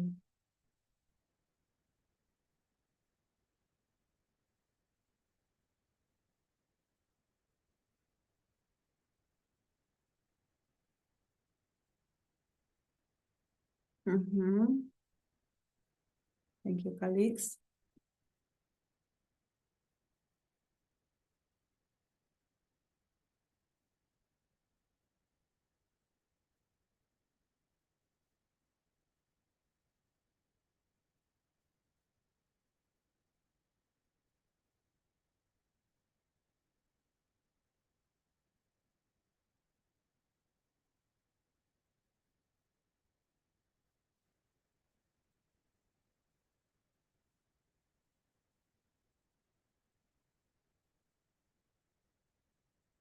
We have one answer, 2.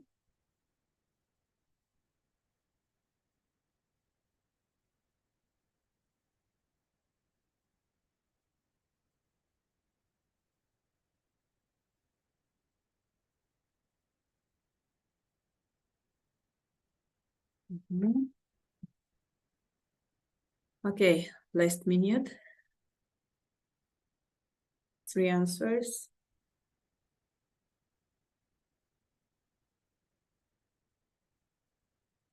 4.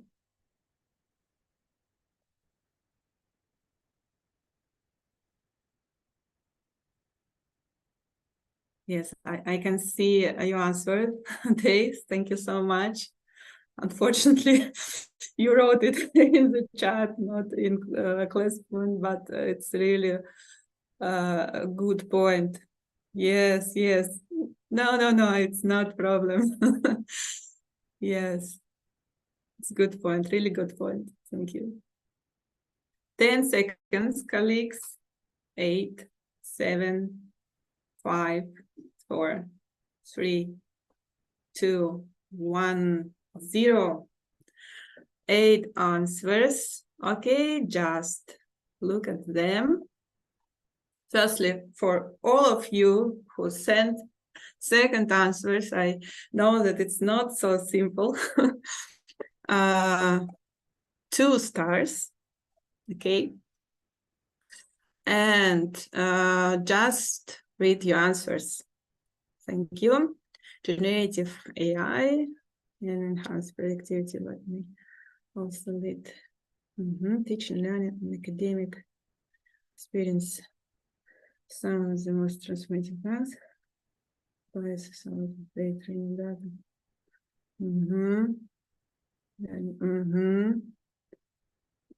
Effects of generative AI on knowledge acquisition. This is the need research.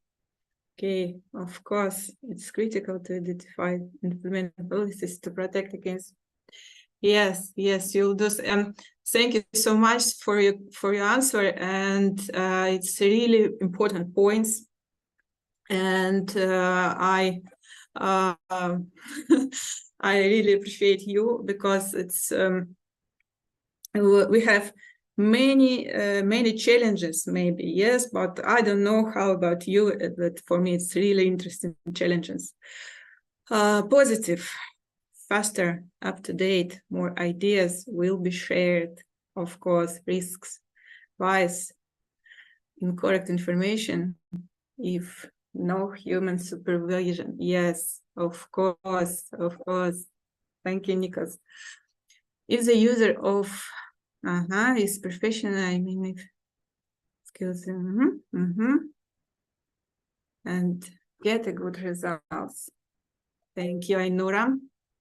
And there is a risk of teachers losing tracks of student progress when yes, teaching assistant providing reminders. And yes, Olga, totally agree with you. This, in my opinion, I will help teachers in preparation for the class. Save time. Teachers can use AI to cooperate ideas. Nothing will be lost. Oh yes, I hope, Madina. Thank you so much. It will be very interesting experience. AI tools can generate unexpected or even unbelievably interesting tasks. Yes, sure. I hope for teachers. For first question, teacher training will need to be modified to encompass more technical skills enabling, which also means more frequent trainings required. Yes, of course, I really glad to read such points. Secondly, teachers might suffer in terms. Yes, thank you so much. And last one, in Russian. I will try to translate. Firstly, I read.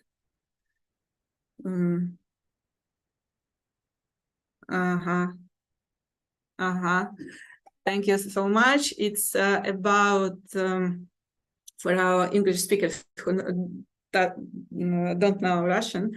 I will ask Oksana to translate it because some words could be.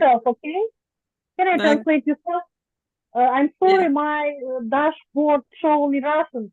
I think artificial intellect do teacher working more easily and motivate to growth and teaching study together with your students.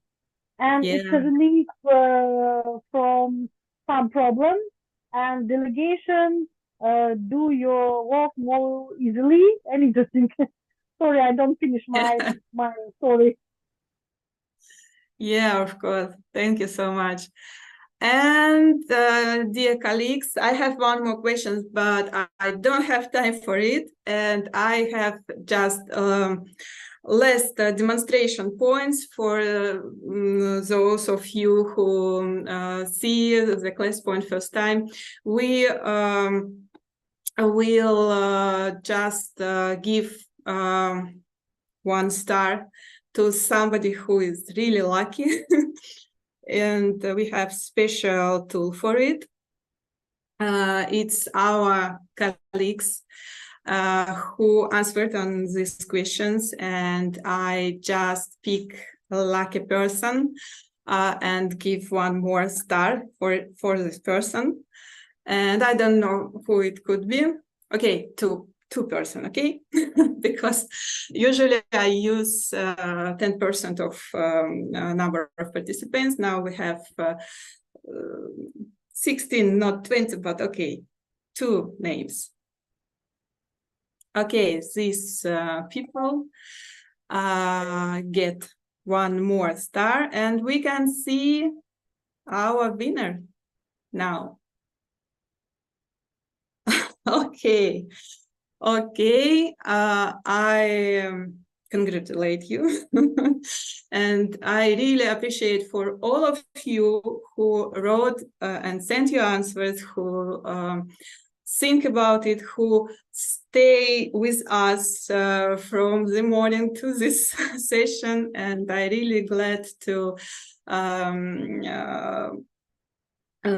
finish our session and give a word to our next speaker. Thank you so much, dear colleagues.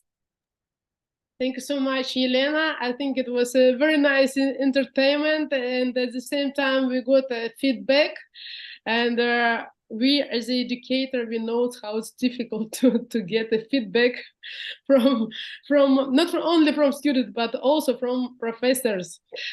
So dear colleagues, I am very happy that after almost 5 hours of our conference, you are here, and I hope that you have the same perfect mood as myself, because I enjoyed so much our speakers, our questions, the atmosphere. And I would say if we close our eyes and we imagine that we are in the same room, we could easily believe in it. But in the reality, could you imagine, we are all in different parts of the world. So I'm really happy to invite our last speaker for today. Just a second, I will show you information about Dave Travis, and you will see that it's again incredible profile. And please write in the chat who knows Khan Academy. You could make a plus, and who do not know this company at all. Just let's see the result. And you see that Dave Travis is the director of US content and the non-profit education technological company Khan Academy. You could very quickly read some bullet points, some main points in his activities. And I think, of course, all of us are very interested to make a step in the future, because, of course, with the Khan Academy, for sure, as far as we see that the Khan Academy in 2022 already start works with ChatGPT. It's like almost 1 year before we start knowing with technology. So I could imagine that they already have first results. They have a vision for the future, and that's great that we have opportunity to get some insight for educational field in the nearest future. So, Dave, please, your floor. Hello, everybody. Great to be here. Thank you for the invitation. It's an honor to be here. I was just telling the Hesda, I think I probably got the pronunciation wrong. That I was in Brugge just this past summer, and I was hoping when I found out about this opportunity that maybe I would get a chance to travel to Belgium again, but that was not to be. I live in Western Massachusetts. As you could tell from that slide, I've been here for a few years now. I've been at Khan Academy for 7.5 years, and started out as the test prep content manager, and now I'm the director of US content. And I guess I could just get started. What I want to talk to you today about is how artificial intelligence can help us enhance human intelligence and human potential. We have been working with OpenAI for over a year. It was back in August of 2022 that OpenAI reached out to our founder, Sal Khan, and said, hey, we have this new large language model coming out. It's going to be a big deal. We want you to help tell the story of the positive use case of AI in education, and that's what we're trying to do. That's what we've been trying to do for the last year. And I'll talk to you a little bit today about Conmigo. I want to start, and Conmigo is the name of our AI-powered teaching assistant and tutor that you can learn all about if you visit khanacademy.org. You could also, Sal gave a TED talk back in April. That's a great watch if you want to kind of learn more about it. and sort of, we feel like we're on like the bleeding edge, as it were, of prompt engineering strategies to make large language models serve the learner, serve teachers. And one of the things that we just released yesterday, in fact, was academic essay feedback, which is a feature that you can paste your essay in, and Conmigo will give a range of feedback. We pass it through a number of prompts. One to give feedback on structure, one to give feedback on analysis, one to give feedback on use of evidence to support your claims. And you work, and the feature includes the student can have individual chats about the feedback, and the student actually needs to make those revisions inside the text editor, and then you can resubmit it to see whether you were able to take the feedback successfully. So it's we're releasing more features every day. But let me figure out whether I can share my screen and share the right. Oh, hosts, could you please enable my screen sharing? Try one more time. Thank you. So this one. There it is. Okay.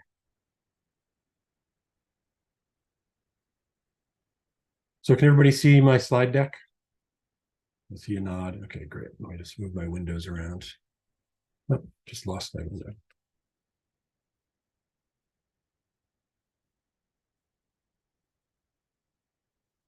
To find my notes. There they are. I didn't pick this window. Okay. Okay, here's my presentation. there may be more here than 30 minutes, but I think we're starting a little bit in advance, so maybe we'll have time. So I introduced myself, or thanks for the kind words. And I do work with Salcon and our Chief Learning Officer, Kristen DeSerbo, every day, and I work with the content team at Khan Academy, which is about 20 people at this point. There's a STEM team, the science and math content creators, subject matter experts. There's an ELA team. We're developing a 6th grade, 9th grade, and 10th grade. That's sort of a 12-year-olds through 15-year-olds band of ELA reading and vocabulary courses now. And we've been inspired by the potential that this technology has to transform educational outcomes across the world. But we're also deeply concerned about the potential misuse that could come to pass. So let me see how to advance the slide. Here we go. So let's start with some educational technology from the earliest pioneer days. This contraption, invented by Sidney Presley in 1925, provides a great example of how long humans have been thinking creatively about how machines can be used to help teach. In this contraption, students select one of 4 answers with those buttons on the right, and if they and there's a baked-in incentive sort of gamification mechanic so the machine could be set so that if a student got a certain number of correct answers in a row, down the chute would slide a piece of candy, which I think maybe that's a piece of candy we can see there, I'm not sure. So EdTech had humble beginnings, but student engagement has always been top of mind. Now, fast forward, almost 100 years later, technology has evolved to a point where it can begin to pass the famous Turing test, where a human evaluator might not be able to tell the difference between a human and a computer's responses in a conversation. And I think you'll agree with GPT-4, we're pretty much there. At this point, if you've been reading the news or played with these large language models yourself, you have an idea of what it's capable of. But I asked it something that I hope you don't mind if I read it through in full, which is it's illuminating for what I'm trying to share today. I asked it, what is an AI, a large language model? Explain it to me like you're a professional learning specialist, teaching the concept to educators who might be a little concerned about what it will mean. And ChatGPT says, absolutely, let's unpack this. An AI large language model like me, ChatGPT, is a sophisticated form of artificial intelligence designed to generate human-like text. Think of it as a knowledgeable assistant that's been trained on a diverse range of internet text.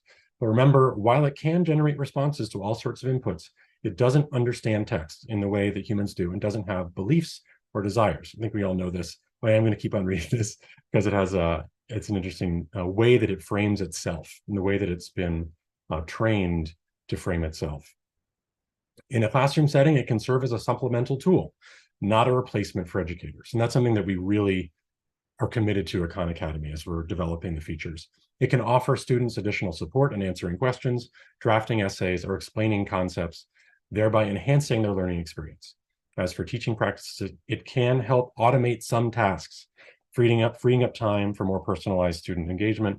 It's a tool for you to shape and control to best serve your teaching needs and your students' learning journey. So while it's a new technology, it's here to aid and not upend our educational ecosystems. It does like to unpack. If you've ever talked to ChatGPT, there are some verbs that it really uses almost to the point of, I don't know, they're overused. Unpacking, diving, delving, these are things it likes to use.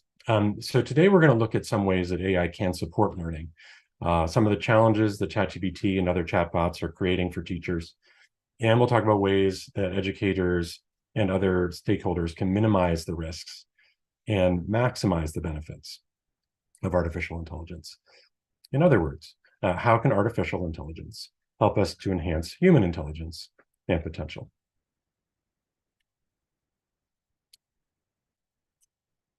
Okay, so research has shown that student learning is enhanced when a few things happen.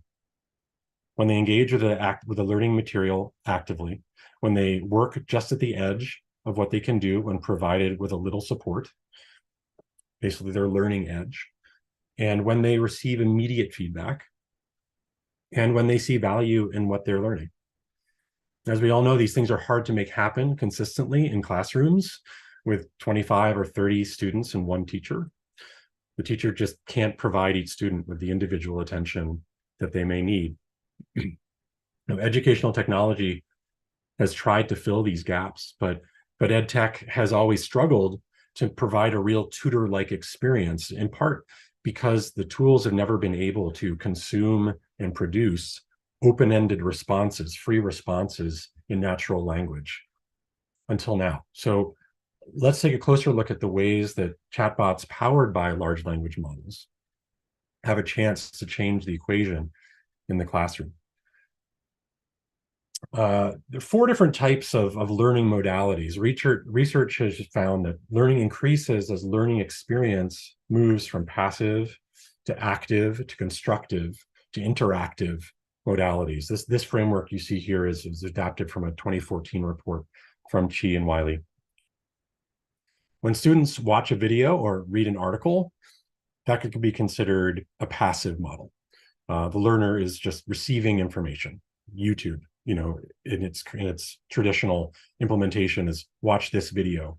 Maybe you'll learn, maybe you'll just, absorb it as entertainment.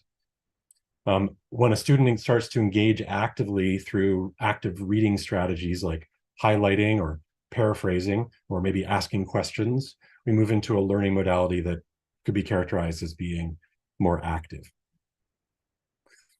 When students are asked to explain their reasoning or reflect on their knowledge or to demonstrate their knowledge with a presentation of some kind, this might be considered more constructive.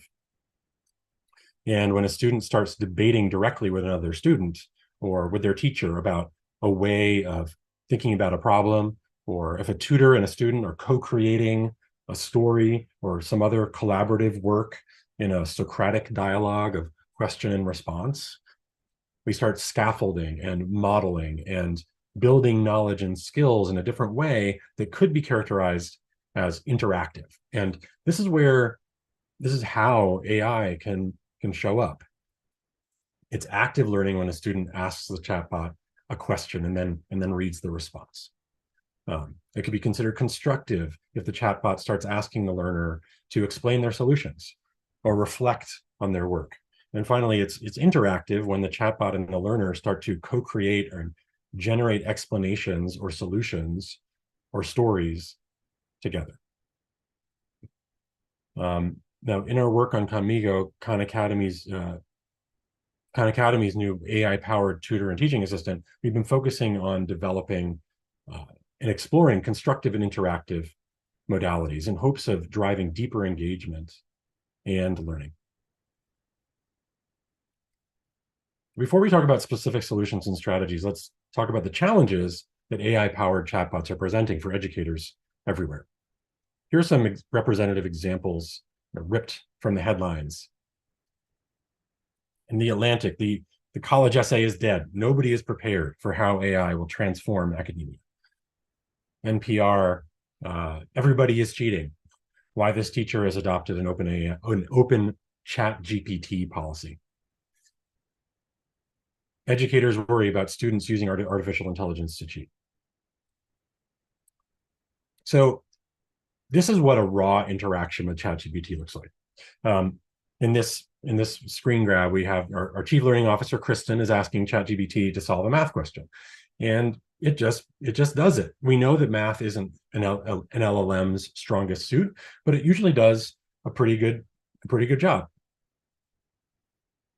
In the humanities, here we're asking, I ask it to write a 600-word essay arguing that Hamlet is a coward.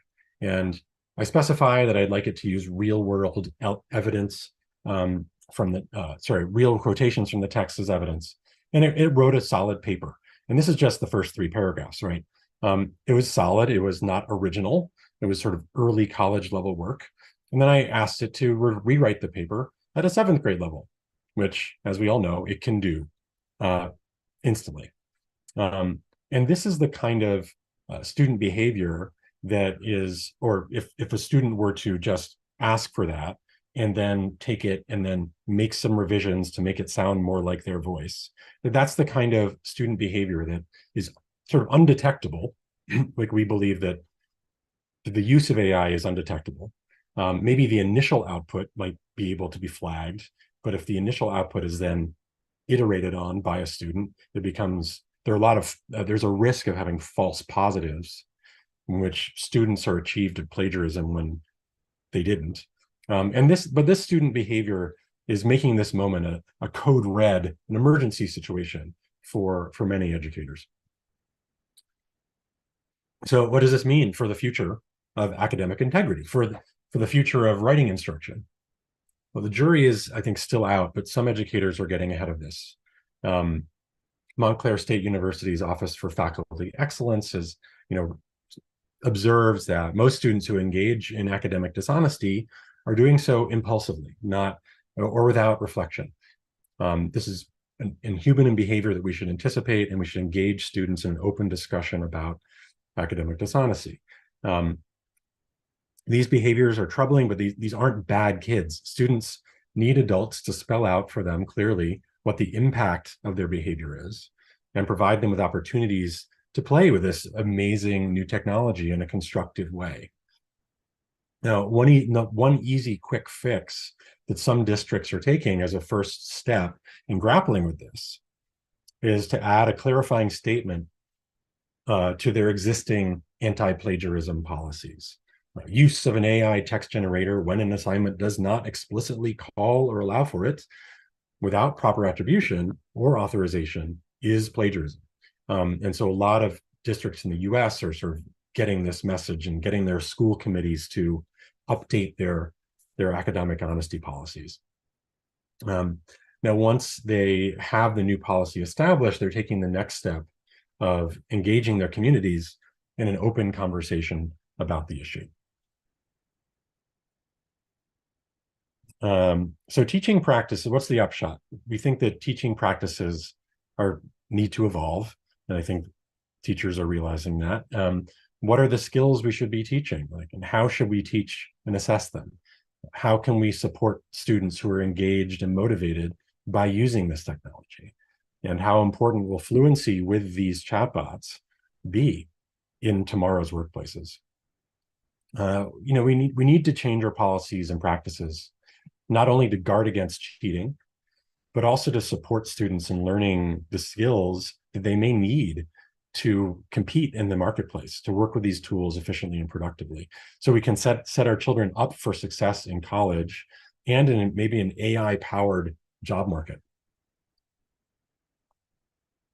All right, let's move into discussing how this impacts teaching and learning in the classroom.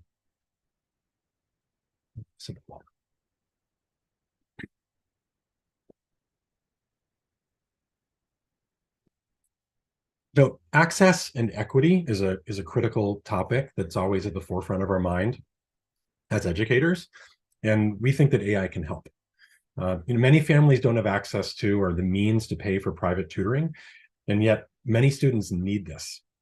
AI can help. Chatbots provided by districts can be provided to students at low or no cost, and they can be accessed anywhere. Students receive individualized instruction at their level. We know that teacher shortages and overcrowded classrooms are only becoming more common, certainly in the US, which limits access to quality instruction for students. And AI is widely available, and in these situations can ensure that students have access to reliable instruction that's interactive and engaging. Folks who are just developing their English language, or English language learners, deserve access to grade level content while they gain confidence in English, yet many districts and schools don't have the resources to serve those needs. AI is able to provide a safe space for students to interact with content in their home language so they don't fall behind. So Conmigo, you can just toggle into Spanish, you can toggle into other languages. So students can go back and forth trying to scaffold their own learning of English as they're studying math, as they're studying science. One of our partners recently shared that her students were very excited because language is just part of their identity. They're constantly being asked to put it aside in favor of English. And having the AI bot in their classroom that interacts in Spanish has felt very validating for that student and that family. In the classroom with students that are all at different levels, gifted and talented students are often underserved and under-resourced. AI allows educators to provide more advanced students engaging interaction that challenges their thinking while allowing students to learn at their current instruction level. So it's a tool for differentiation in the classroom. And finally, social and emotional skills are something that we characterize as an access and equity concern. AI can support students that struggle with anxiety and students that are still developing their self-advocacy skills. Many times, these students struggle to participate in class. They don't want to raise their hand. They're afraid of being called out for asking a question that the other students think may be dumb, and they don't want to be seen that way. And this is where AI can create a private space where students can interact and ask questions without fear of judgment. It encourages interaction. Students are able to build skills that will help them interact with their peers and educators. Let's take a moment to reflect on access and equity, as well as the need to support students' social and emotional skills.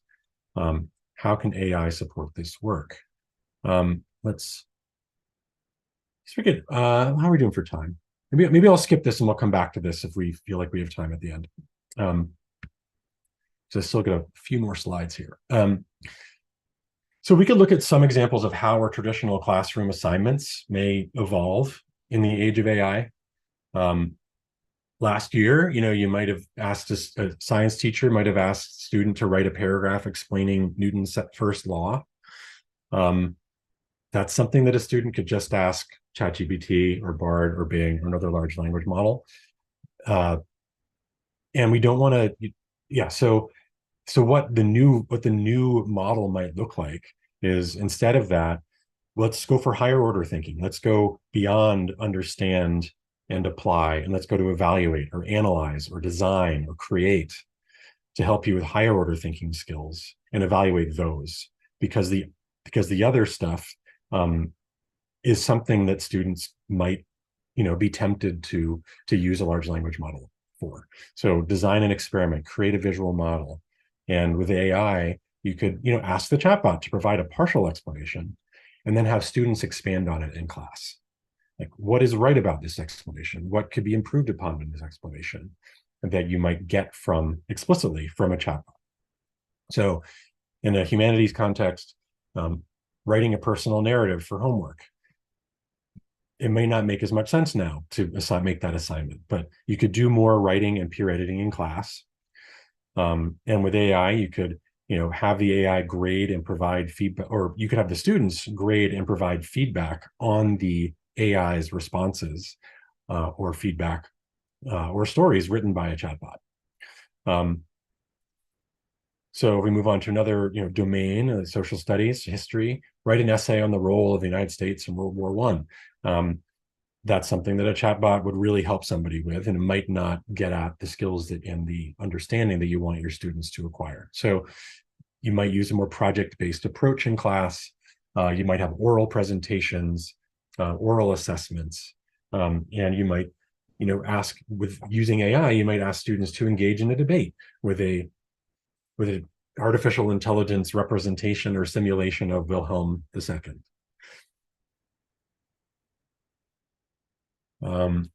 So here are some, approaches for the use that we're seeing that we can take to the use of large language models in the classroom.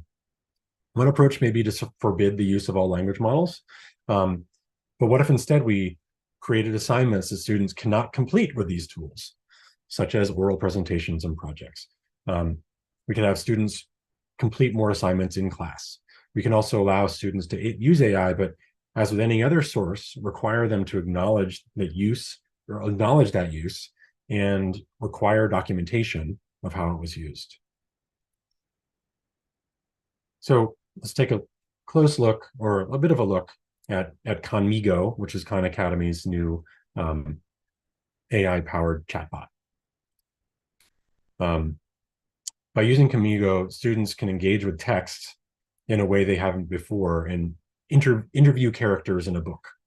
In this one, we see, what are we at? We're talking to Jay Gatsby, and a student. So Kamigo currently exists in two forms. One is a set of activities that are created by prompts that are behind the interaction, helping to define the structure and the goals of that interaction. So so the activities are one set of ways that Kamigo exists, and there's another way that Kamigo exists as sort of your co-pilot or your personal assistant, learning assistant, alongside Khan Academy exercises, articles, or videos. But in this case, if a student wants to talk to Jay Gatsby, the LLM knows enough, and the way that we prompted it knows enough to have an interesting conversation. What the student is asking, I would love to meet Jay Gatsby. Ah, splendid choice, old sport, which is the voice of Jay Gatsby and F. Scott Fitzgerald's work. I'm known for my extravagant parties and my underlying love for Daisy Buchanan. What would you like to know about me or my life in the roaring 20s? And what interests you, old sport? What is the significance of the green light? Ah, the green light, old sport. It's a symbol of my dreams and aspirations, you see. It's located across the bay at the end of Daisy Buchanan's dock. And so you can kind of have that conversation and make the learning more interactive. And have fun along the way. Here's another one. We can use AI to answer the age-old question, why are we learning this? So one of our default settings that if a student opens up the chatbot, you can say, why should I care about this? And we try to connect, Kamigo connects in a Socratic way, answers to those questions. Great question. What are some things that you care about or goals you have? Knowing that will help me show you how this topic can be useful. So Kamigo can help make those connections and make the relevance of what they're working on more immediate. And finally, we all know how important rapid feedback is to learning, immediate feedback. With AI, students can receive feedback in the moment so that learning is uninterrupted and they can have the support that they need to build confidence and competence in the subject matter. So we saw earlier, the raw ChatGPT interaction, hey, solve this for me. The LLM, like a very enthusiastic intern, wants to show everything it knows and will do all those things. It will answer very quickly. But the way that we have developed Kamigo is to work as a Socratic tutor and to find where the student has a question. What do you think the first step is? So in this case, the student makes an error. If I combine -3r and 6r and 1, I get -3r plus 1. And Kamigo flags that. No, not quite. What do you get when you do this? And sort of asks you to look at the particular step and tries to unblock the student from the individual thing they're doing and where they're getting stuck. So not only can AI support student learning, but it also can support teachers. Teachers are the most important factor in student learning and success. So let's look a little bit at how AI can free up teacher time so that educators can focus on teaching and having targeted interventions for the students who need it most. Here are some of the benefits that we've identified for teachers. Imagine the time that educators can get back with their own dedicated assistant that can help them write lesson plans on content that they're needing to teach for the first time. Co-create rubrics and lesson activities in a fraction of the time it usually takes. Support teachers with background knowledge before starting to teach a new unit. Supporting students one-on-one because the teacher can't meet with everyone at once. So the use case we're seeing in US classrooms is, and we have districts, tens of thousands of students in single large districts that are using this now. And we're finding in math classes and other classes that that classrooms in which during a technology block of time might have 10 students with their hands in the air waiting for the teacher to walk around and unstick them or unblock them. The teachers are saying, ask conmigo before, and then if you still have a question, I'll come around and I'll help. It's really sort of supercharging the efficacy, the learning outcomes in classrooms. This is what we're seeing. Yeah, because this teacher can't meet with everyone at once. And finally, there's a function that we're using to help with differentiation, which we know is critical and also incredibly time consuming. So I have an example here. So here's a lesson plan help, and this feature is an active development that we're trying to make better and better, and we're doing new releases every few weeks. So if you go into Khan Academy now, and Conmigo is a paid feature, we are being charged by OpenAI for the tokens that are sent to the large language model and back, and so we have to pass on that expense. So we don't, because Khan Academy is a nonprofit. So in this case, the teacher can input a learning objective, and this is a standard 6th grade math standard to understand ordering and absolute value of rational numbers. And in this case, we're asking Conmigo to provide a lesson hook. These are relevant and engaging activities that students, to engage students with. In the first example, Conmigo is suggesting using a number line and playing the familiar game of hot and cold as it relates to the distance from 0. In the second example, Conmigo is suggesting having the students work in groups to sort rational number cards as they construct an understanding of absolute value. This teacher, has 2 separate lesson hooks that they could consider, and they could use one, or they could edit one, they could adapt one. It's up to them. So I guess we'll end where we started.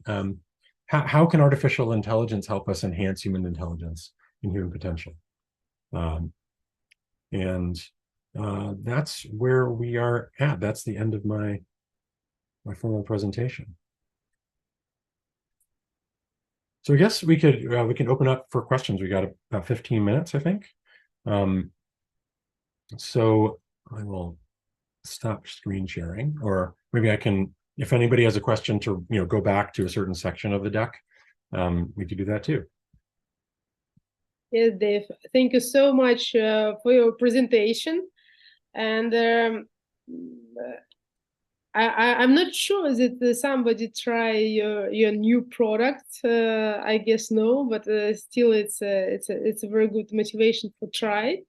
And just a second, let's see what kind of questions we will have now from our participants. Sounds good. Just a second. I'd be interested in learning, the group's interest level and experience level with chatting with these new large language model powered chatbots. Or how are you using it in your classrooms, in your line of work? I gather there are a lot of teachers in this group, but also administrators. Yes, we have representatives of different universities. It's about 7 countries, European countries, Central Asia. Also, I guess we have participants also from US. So Great. Yeah, I'm seeing this question from Elena. Conmigo is not yet available in Europe. I think it has to do with EU regulations. We are actively working with our international communities. There are, Khan Academy does exist in 50 different languages. We call those our advocate groups, since those are often small groups of volunteers who are either completely volunteer, or they're funded by local grant givers and local philanthropy. But let me try to engage with Elena's question. For teachers who want to use Conmigo, what support and resources does Khan Academy provide to help them use AI in their classrooms? So you can, maybe I can even just paste a link to help answer that question. Just going into Khan Academy now. Yeah, okay. We have a course. The Khan Academy is free. So just go to khanacademy.org. And as a logged out user, you still have access to all the courses. And the courses are made up of articles, videos, exercises. I'm going to just paste this course. It's a new course called AI for Education. And it has ideas for lesson planning. We have partners. There are a few you'll see from the what we call the course banner, intro banner at the top. We're partnering with Common Sense Education, which is a parent advocacy group with a consortium called AI EDU, and Code.org, which is a computer science nonprofit helping to teach computer science.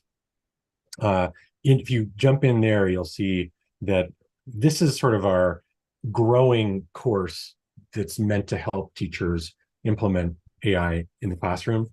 And next plans for this particular course is to add prompts that people can use that are not Khanmigo prompts at all. It's not using Khanmigo. It's if you don't have Khanmigo, if you want to use, large language models yourself and just work with ChatGPT or with Bard, you can use this tutoring prompt. There's also, I mentioned, professors Ethan and Lilac Malik, who are at the University of Pennsylvania, and they're really thought leaders for the use of AI in education. You should look them up.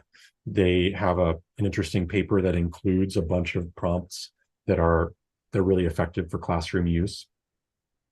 And so, yeah, that's the answer to that first part. How do we see Khanmigo evolving to better help students, and will there be more AI features?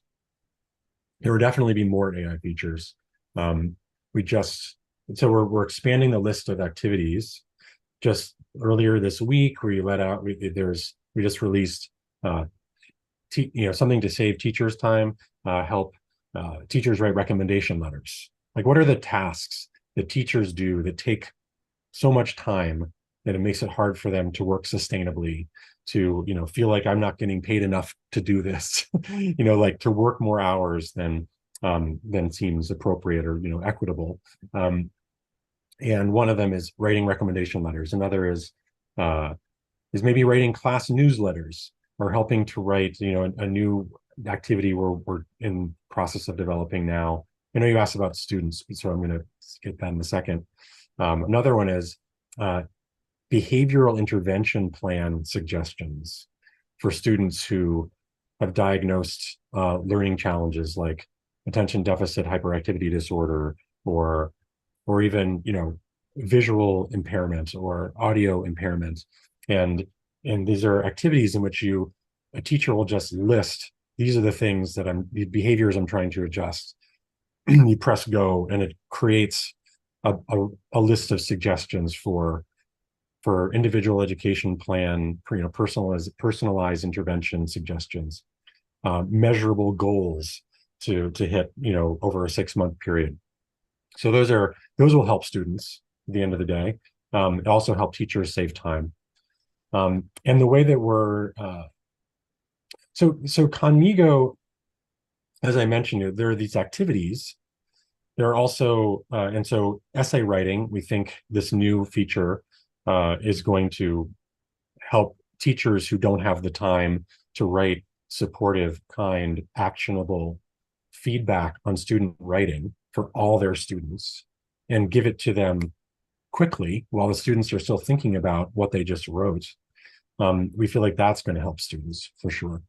And we're also seeing that that if you open up, so Khanmigo also exists as a learning assistant alongside our exercises. So we have Khan Academy's courses are based on mastery learning. So when you see the exercises, students, as they do better and better in a particular skill, will level up from, this is more gamification, will level up from familiar with the skill to proficient with the skill to mastered with the skill, and they sort of collect points along the way. So Khanmigo is there to help summarize articles, help quiz you about the content of an article, quiz you about the content of a video before you have to go prove that you know it in an exercise. Okay, let's see. So Dr. Farouk, teaching PhD and MPhil level classes. How AI can help schools, particularly for language teaching, but discussion about use of this technology is developing analytical and critical thinking skills for students in HED sounds a bit lacking. The discussion is a bit lacking. I think that those are the ways in which human reflection, human judgment, human insight into the quality of, I think that there need to be those conversations. I think that they are happening at an upper policy level, certainly in the US. There is, sorry, what is an HED? I just want to make sure I'm answering your question.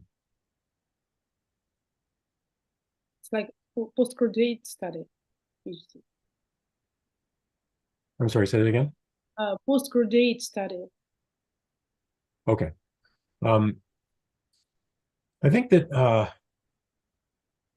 that's a call to action, really, for folks in postgraduate administrative roles and postgraduate professors. How do we ensure that those critical thinking skills are being taught? And I think it is about either engaging the LLM at its most advanced level, especially when you get to that level of nuance and level of insight and depth, an LLM is going to fall flat again and again and again and again. So figuring out how the ways in which it's falling flat is, I think, a call to action for more advanced critical thinking skills and analytical skills.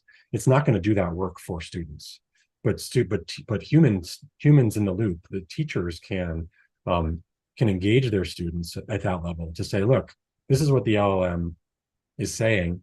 What do y'all think? Like, how could this be improved? What is it missing? How would you check this output? How would you improve upon this output?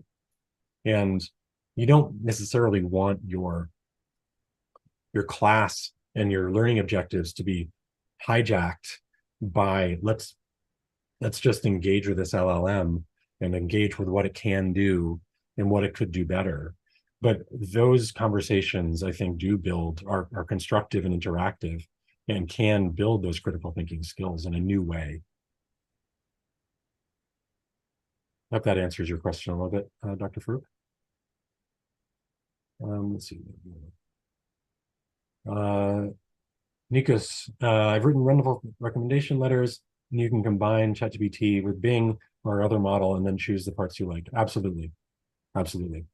It's and I think for those, I think that one thing to point out, I think, is that we're not finding that people who are at the 80th percentile, teachers who are great at their jobs, who have all the time that they need to do the good work that they want to do with their students. They're not necessarily going to be the ones who are getting the most of the benefits out of this revolution.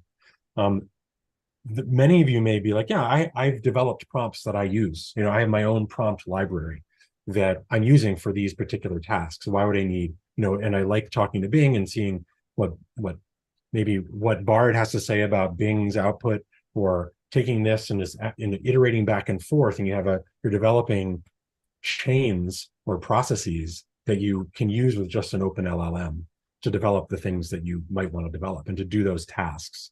And I think that another sort of thing I'd share is, the framing that I have it pretty fixed, and I believe in strongly, is that the LLMs are not going to do jobs.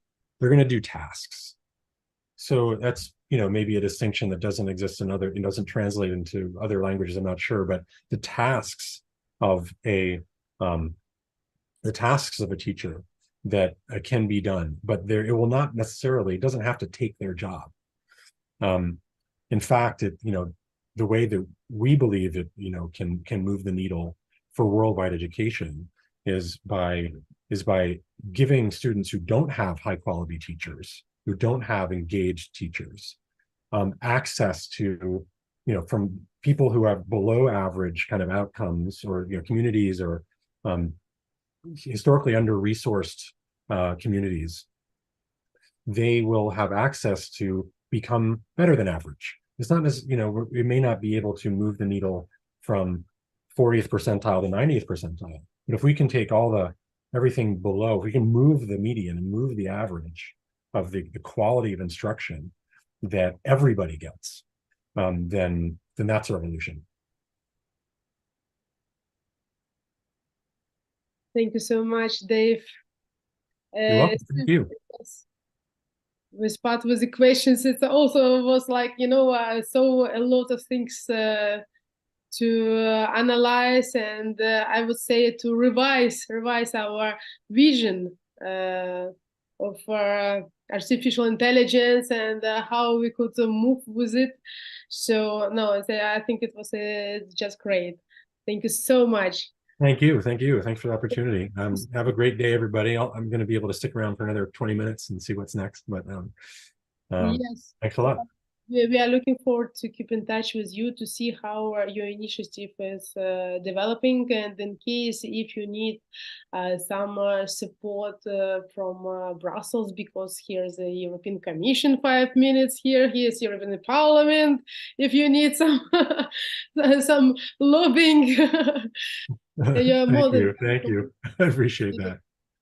Help, and I mean, sometimes bureaucratic reasons does not give opportunity to move fast, and our reality is give us no opportunity not to move. So that's why we have to be united, and we have to move together some new initiative, of course, because when we move very fast, so we are developing our opportunities, we develop ourselves, and we develop our future.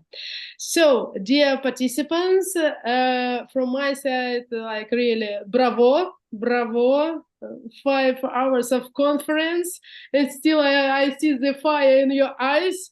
I would like to make some small remarks, and then I would like to pass the floor to Elena, who will give presents to all active participants, and of course to congratulate everybody with participation in this conference. So what we did during this conference, we really make a tour du monde. Like French people say, so it's like voyage around the world.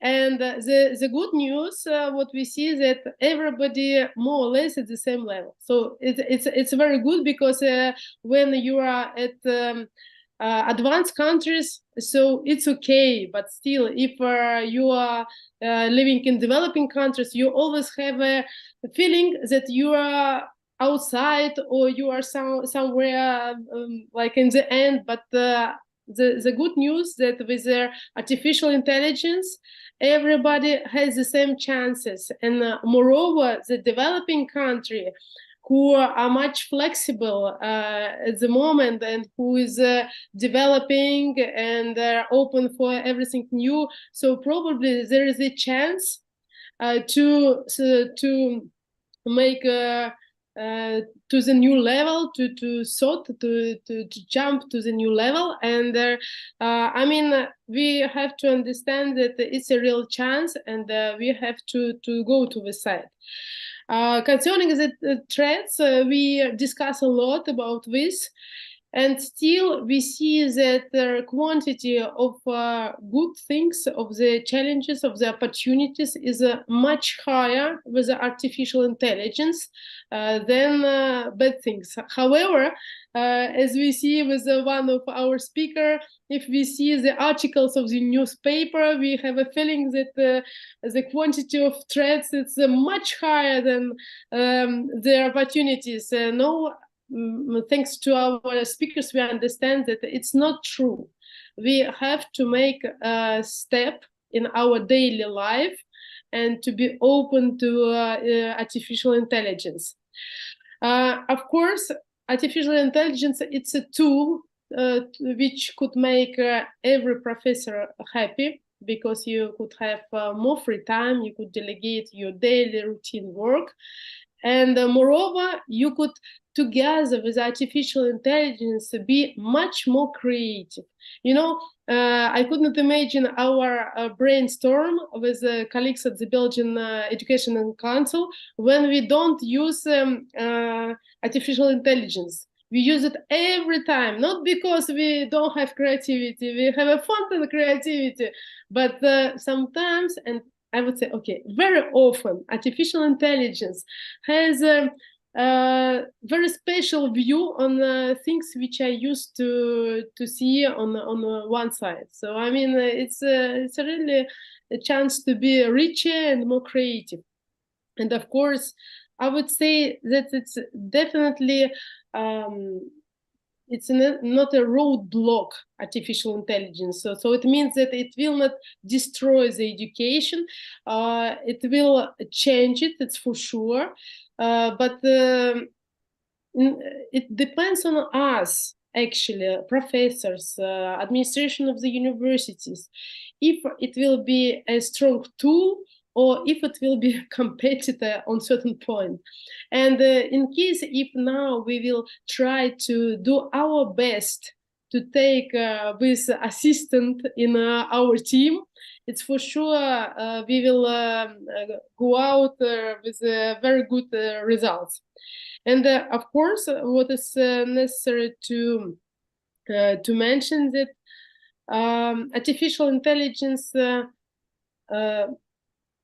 of course, it's like a revolution, but I like a lot the word of our speaker, Vladimir, that of course it's an upgrade human mankind. So, I mean, it's a next step after the internet was created. So it's a next step. So we are moving, and myself, I always believe that we have two positions.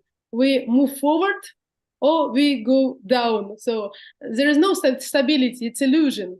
So in this case, it's a very good that artificial intelligence came to our life. It's give us motivation to move forward and to be stronger and to be creative. So I think that next time when we will meet in our next conference devoted to artificial intelligence, we will have one more speaker, and I hope that it will be artificial intelligence. Why not?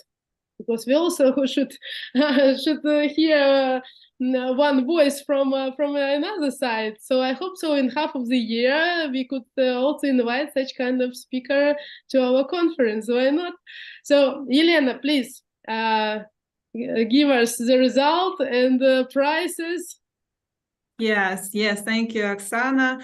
And I really appreciate for all of you, dear colleagues, especially for those colleagues who were with us from the morning. It's really bravo, as Oksana said. And I have some presents for 3 of you. And I will share my screen one more time. Just a second. And we have beautiful presents, beautiful gifts for our more active participants, and we really appreciate you, Nikos and Sadia. I hope I pronounce it. And we will present you 2 license keys. First of them for branch track. It's a special app for creating dialect simulators, learning dialect simulators from one of our speakers. It was a gift from Sergei Snigiryov, and 3 months license for Class Point. And my special gift for Zhildis Niazbekova for your really beautiful points in my session when we discussed about about our points of view of modern teachers, and I hope that these apps will be very useful for you in your job, in your practice, and your students will say you a really big thank you. Thank you so much for your participation, for your answers, for your questions especially. It was beautiful, really. Thank you so much. Thank you so much. I'm honored. It's a real honor. It's a real pleasure to be here. I didn't say. You will receive special emails with these keys during 24 hours. From one email will be from us with keys from ClassPoint, with keys of ClassPoint, and one email will be from Sergey, because he asked us to give your emails, and he wants to send the keys. Thank you so much, Alina. It's wonderful. So Thank you so much. Thank you so much. Thank you very much. So thank you very much to our speakers, to our participants, to our organizers, of course, to Nadezhda. Yeah, Nadezhda. Who was the leader of the conference. Yes. And of course, we really impressed ourselves by the level of speakers, by the participants, and if you like such kind of format, you could write something now in our chat, so it also will give us motivation to continue and to meet you again in the half of the year, probably, in order to discuss what is new. And I hope that in the half of the year, probably you could share your experience with artificial intelligence, and of course, keep us informed about your experience. And I think it's a right time to move forward and to take the leading places, because you see everybody at the same level. There is no leaders at the moment, so we should take this chance for sure. Okay, thank you very much, and have. We will wait your feedbacks for our email, and I ask you, don't use ChatGPT for writing. Write from your soul, please. Yes, we ask you to write your feedback about this conference in the letter, and also we will make some kind of small presents. We will think about it, but not because it's a good